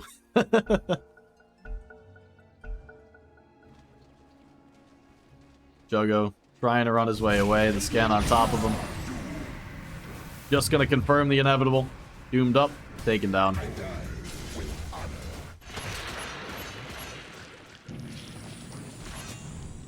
But yeah, Bristleback, I mean, he doesn't feel like nearly the same hero when you're behind on the timings. You know, Aghanim's Bloodstone, really what you're building towards, and you expect to be some 5,000 net worth ahead of where he is now, this stage of the game. Instead, 2 and 10 on the Bristleback. Holding back Clockwork here, Rusi. Did make his way in, Mr. Lens. Not going to be so lucky to have a zip up to the high ground, but he is able to get himself away. Vagabond turned the other way and killed off Lich. Mr. Lens able to TP. Facing the wrong way. Wasn't sure if that one auto attack was going to be enough. Is Rusi able to get out as well?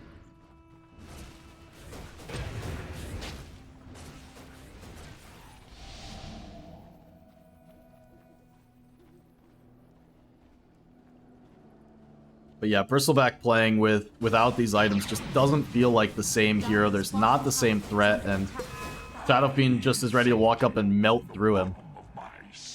You know, even when Bristle's just dying from behind. Oh no, Rusi just zipped straight into the cloud. Can't do that one against the Ricky. Artorias, recipient of some well-deserved tips. 42 seconds, no storm. With the Aegis in hand, Vagabond straight up the high ground, looking to get to work.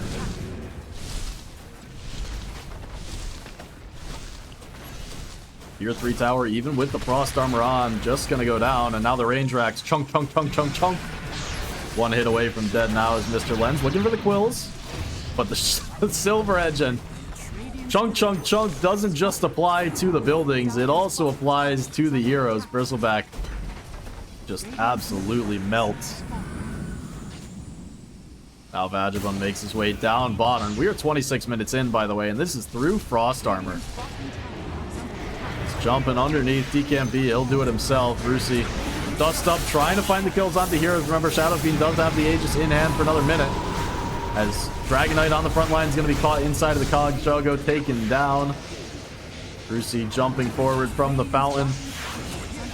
Cleans up a couple of heroes. He zips through them. Taking up tower shots can only keep you healthy for so long, and Brucey able to get back to the fountain as well, fill up some of the mana. Vagabond, no BKB to work with, just this clockwork around in support. The Cogs doing what they can, but Vagabond in a lot of trouble here on the high ground, just trying to get whatever kills he can before he goes down, but he's not going to find any. Clockwork dies as well, so making a team wipe on top of the high ground. You see a couple thousand gold swing did force the Knives buyback. And more importantly, 26 minutes in, they did lose that first lane of barracks in the mid lane. But you can see the pings from DKMP. The tower, the real MVP of that fight for the Radiant. So you can even see it in his individual death summary. Just taking lots and lots of tower shots over time. Ends up burning through the entire Dire side. A little bit too early to be that deep. But if I'm honest, looking at the net worth lead being only 7,000, it doesn't tell the whole picture of this game, because Mr. Lens right now being below his Coddle in net worth. Got 12,000 of it up on Gek. Stupendous. Building towards the Aghanim Scepter now. But the net worth distribution here just means that your cores are still an item behind the SF. Void Spirit's got his Aghanim Scepter. Manta Style online as well. Question is really going to be, how much does that Coddle net worth contribute versus having it on a hero like the Bristleback, because Bristle is quite far behind still. I mean, we're talking about not having the Bloodstone here 29 minutes into the game. Just the Aghanim Scepter on Mr. Lens.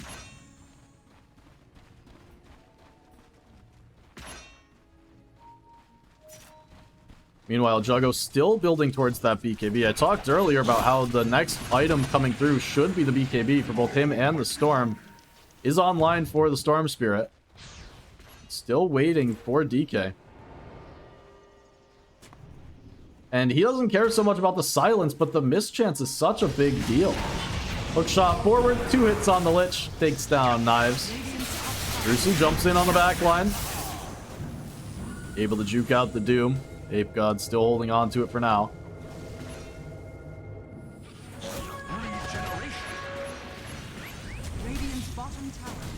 But once again, getting to work on the high ground here in the tower.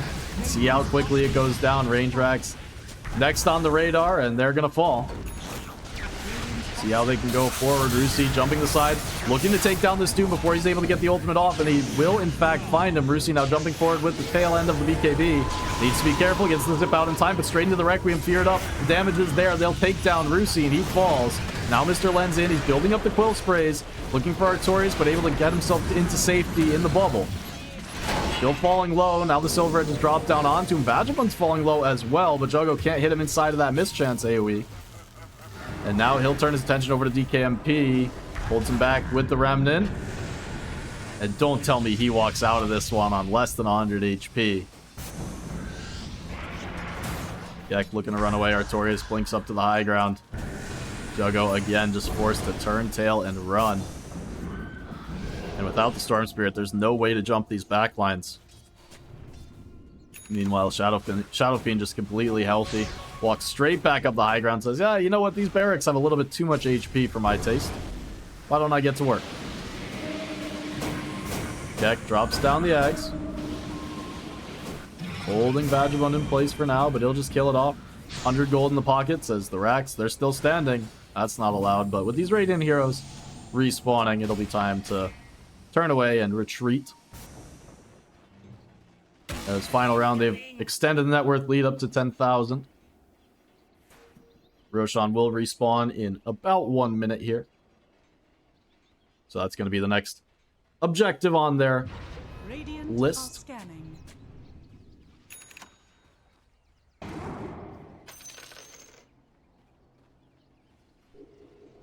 EKMP nearly completed the Lincoln Sphere. So really just going to be able to wait out that next item, wait out the Aegis as well. look to close out the game here for final round. Shadow Fiend Daedalus working on the Satanic. And across the way, I mean, is there anything really being worked on that can get them to the win? Gek has so much of this net worth, about to eclipse his Storm Spirit as well. But it just feels like there's nothing Coddle can build that's going to help out. I mean, you think about maybe like a Hex. The Force Staff helps get heroes out of this silence, but... I mean, probably the idea should be that Coddle needs to buy a Linken's and just try and put it on the Storm Spirit so that he doesn't get doomed. Like, so much of the net worth is there, and because of it, you're missing items on other cores, and it's understandable this game, because Coddle's just been de-pushing waves as they come in. But you just wish you could redistribute some of this net worth so that your heroes like Bristleback, like Storm Spirit, weren't struggling as much as they are, because these heroes are so important to take down the enemy backlines. As Roshan does respawn. Take it very, very quickly on final round.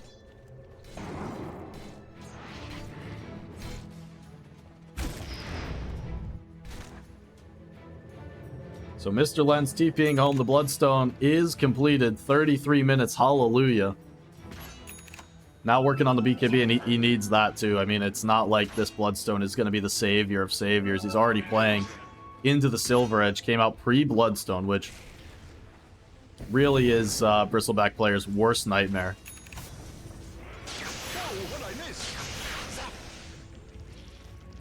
Brucey needs to be careful zipping forward like that. I mean, we've seen a number of times Ricky just hanging around, gets the Cloud down, and your Storm Spirit, he's either dead or forced to pop the BKB. Gonna zip forward, looking for Vagabond, but again, the Cloud, this time it's gonna be a little bit too late. Juggo inside of the cogs, force back. Doom comes out onto Storm Spirit. That's a great connection. DKMP is gonna jump forward and find him as well. Tarusi, he'll fall to backside. Vagabond, he will fall. It's just gonna be the Aegis. As Juggo forced forward. This time the BKB allowed him to get a kill. And now Rusi buys back from the fountain, comes in with his BKB, able to hit forward, and they'll take down the SF. Now it's going to be Storm Spirit chasing forward, looking for the connection onto DKMP. Silenced up for now, but will have the Vortex pullback. They need another stun if they can manage. DKMP on the low ground, trying to TP away, but they've got another round of the Vortex, thanks in large part to the helping hand of Gek. Chakra Magic bringing that back off cooldown early. I've always wanted to be a giant space crab. Rusi empowered to get that kill. It does cost him his buyback, but they hold on to the melee racks bottom as well. Ends up being a 3-for-1. Buyback and Age is going to kind of cancel each other out, though it's going to be a costly one for the Radiant, especially when you consider that Rusi was already struggling in the net worth. Just going to extend that. Now squarely behind Gek. 3,500 net worth in the bank right now for this Keeper of the Light. We'll see what item he does decide to go for on Gek. I do think it'll either be an item like a Hex. They're going to try and just catch Shadow Fiend out if they can. I think it probably should be the Linken's. And Gek just needs to play this defensive saving support where his Storm can't get doomed every fight of the game. If Storm gets doomed every fight of the game, might just be a very hard one. Gek's gonna go for the Lotus instead. Now, oh, Mr. Lens just gets caught out farming the top side. I don't like the Lotus as much for the Coddle, and I don't like the Lotus as much for one reason. There's not a lot to purge in this game. Right? You're not purging the Ricky silences. You can purge the Void Spirit silence, but you're not purging the Ricky stuff, and most importantly, you're not purging the Doom. So even though you can reflect the Doom, they'll very much take that trade, especially with Rusi on dieback currently. You know, Doom the Storm and Doom yourself, and it's okay, right? If you're Ape God. So I think it's just a very willing trade that you can make. Bad to run. The Chain Frost not going to connect onto anyone, but they're going to hold him in place. Held up on the high ground by the Keeper of the Light Axe. Juggo stuck behind his own creeps, can't get forward, but Rusi all the way in with the long range zip. Gonna be doomed up immediately, but this time it's gonna be a trade that he's willing to take. DKMP's in as well. He'll find the kill off onto Lich. They'll lose 2. Could make it a 3rd as Gek. No, he's able to force stab out of the hook shot, and Mr. Lens charging forward with the quill sprays. They want the kill, but they're not gonna have it. Knives bought back for this one, but not gonna find anything as able to retreat on final round. So again, the rack's held. SF goes down. But like I was saying, there's no way to prevent this Doom on Storm Spirit right now, and really, there never will be. I mean, he's building up the Aghanim Scepter, and for good reason. I don't think he can buy his own Lincoln Sphere now, because his team is simply too far behind. They need the potential for a big play, where they find a big Vortex into the Bristleback Ags, into the Dragon Knight damage, and be able to get something done.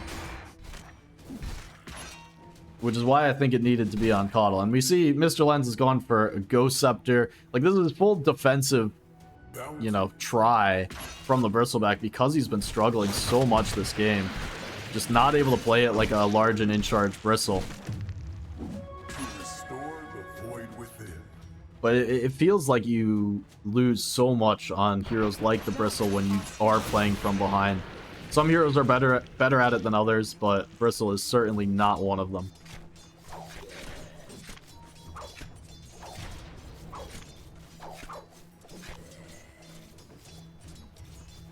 Artorias, by the way, checking in on the Ricky, has got a Diffusal Blade. So we finished off that Athos we saw him queuing up a long while ago. And while his role has just been full smokescreen, he's got the Diffusal now, and it's going to try and hold heroes like the Bristleback back, and maybe even the Dragon Knight after the BKB is over. But right now, Bristleback with no way to get this Diffusal active off. And you're not really looking to Lotus Orb your Bristle either at this point. It's going to be all for Storm Spirit.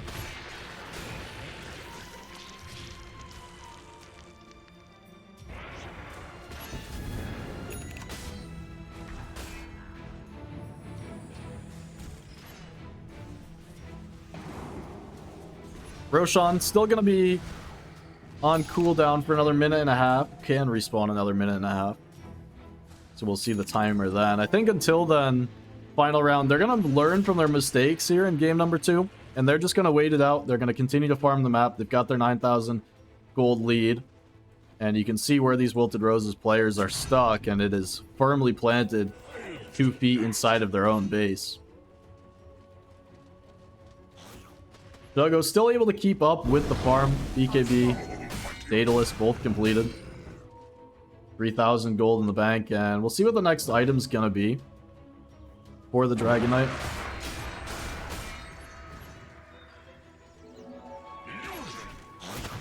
Interested to see if he ends up going back for something like a Hurricane Pike of his own to try and play around the cogs and the smokescreen both. But I think it might just gimp your game a little bit instead of going for the extra, you know, some kind of either damage or better defensive item. Like, you could think of him going his own Lincoln Sphere, even potentially an Assault Cuirass to try and deal with the armor reduction on Shadow Fiend. Could go for a Monkey King bar as well. That's the other, if you want to just try and fight squarely inside of the Ricky Cloud. Acknowledge the fact that you're going to be fighting kind of exclusively in it as the game continues to go on. That is your other option if you feel secure enough already with the about 4,000 HP coming through on your DK. Roshan gonna spawn in a minute and a half, so a true mid-spawn. So we are gonna get a quick pause.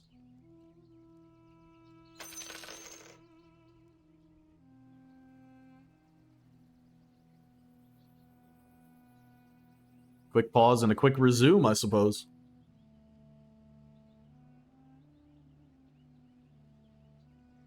Or maybe not such a quick resume.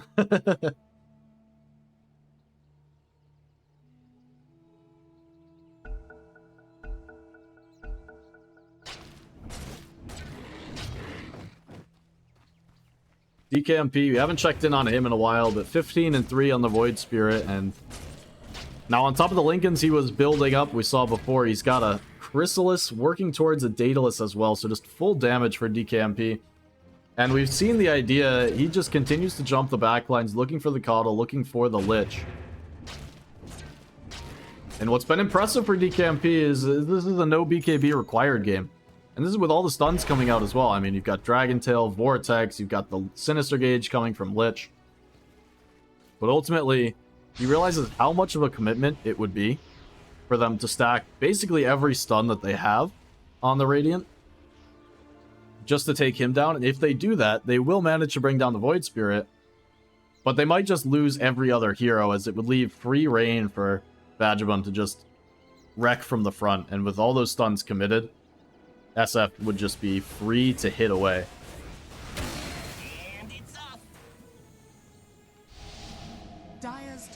SF also has been playing without a BKB, and he'll continue. This is a little bit more surprising to me, especially considering how we've seen him die. He's got 8 deaths on the SF. Not jumping the backlines, but instead he is priority target number 1. They look to take him down. Ice Spire picked up for Lich off the Tormentor. A nice one to get. But ultimately, in a game where you are behind like they are now, Ice Spire, not exactly as good. You're not looking for these solo pickoffs with the Chain Frost. It doesn't do that much now as we're 42 minutes into the game. I mean, heroes have simply too much HP.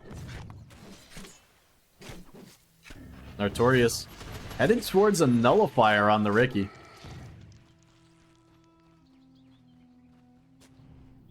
This is really going to be the dagger in the side of these Radiant supports, no pun intended. As Roshan has spawned. Just waiting for Vagabond to make his way over here and get to work. It's going to be Refresher and Cheese. Third Rosh of the game going to be taken down. No way to contest this one. You are Wilted Roses, so just going to have to let it happen. And are we talking about Refresher Doom here? Gonna have double Doom coming out. He's already got his. Ape God building to the items quickly means DKMP. Gonna have 4 rounds of the jump if he wants them.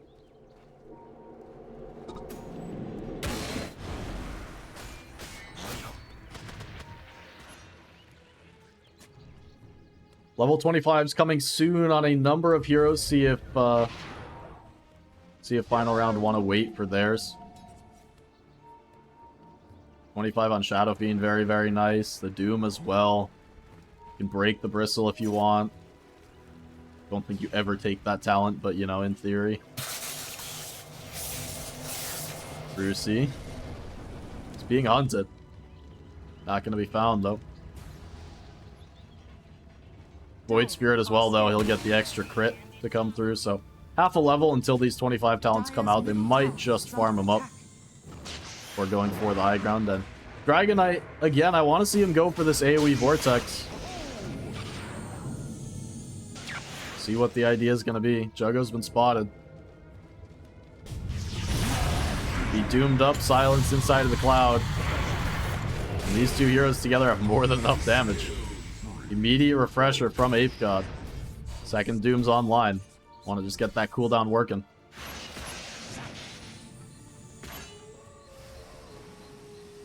Buybacks available for everybody on the Radiant. See if they're forced to use the Dragon Knight one early. Mr. Len's going to be pulled around. No commitment forward. 70 seconds without the Dragon Knight. Vagabond ready to get to work on the top tier 3 tower. The bottom racks still standing for now, but creeps inside of the base already. A little bit of split attention from the Dyers. Mr. Lenz runs out, but he's going to be broken up. Doom comes through. They'll take him down. Did indeed take Doom, applies break. Brucey on the backlines. Jump forward, finds 2. BKB out. Looking for the Shadow Fiend. Shadow Fiend does have the Aegis. Going to channel out the Requiem as well. Juggo bought back for this. He's in. Trying to find the right-click damage, and they will take down the Shadow Fiend once or will they? The hookshot holding things back for now, but they will indeed find the Aegis. See what more they're able to do as Juggo's BKB already on cooldown. Trying to take down the Shadow Fiend a second time, but he's got so much HP. Brucey stuck in the silence. Now the BKB from Vagabond. They just take him down immediately. Looks like they're out of cooldown, so needs to back off here on the Dyers. The zip forward from Brucey trying to make his way in. Just going to be forced to zip back to the team to safety. Clockwork going to be the only hero to die as Mr. Lens chasing forward, not able to find anybody.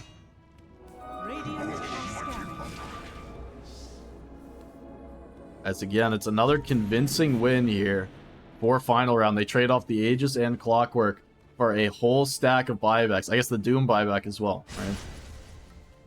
But for a whole stack of these Radiant buybacks, 3 out of the 5 committed. And importantly, it's all 3 of your cores. Just Lich and Coddle having theirs remaining. And Knives steps up. He's going to be found here. Remnant catches him. Shadow Fiend right-click and a raise. Take him down. Very bold positioning. Just walks out of the base by himself. Might be a little tired in this one.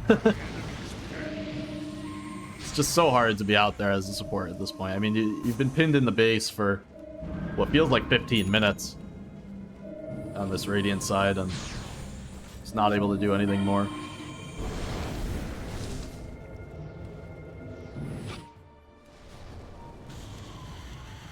Dire's top tower is under attack. So no Aegis to work with here, as the 25 talents have come through, right? Just to scroll through what people did choose. We already showed you. Doom took the break talent. It's always interesting. Dragon Knight looks like he again took the HP armor talent. I really think that in a game like this, you need to keep the hopes of a wombo combo alive, and they haven't done that. Across the way, Ricky hit 25 as well, so getting involved in those kills and assists, the bonus XP talent, working its magic. Got the basic Dispel on Tricks of the Trade. And who's the last hero we haven't picked? The crit on Void Spirit. Storm Spirit and Bristleback also coming up shortly, but right now the XP a bit limited as they're all but pinned inside of the base.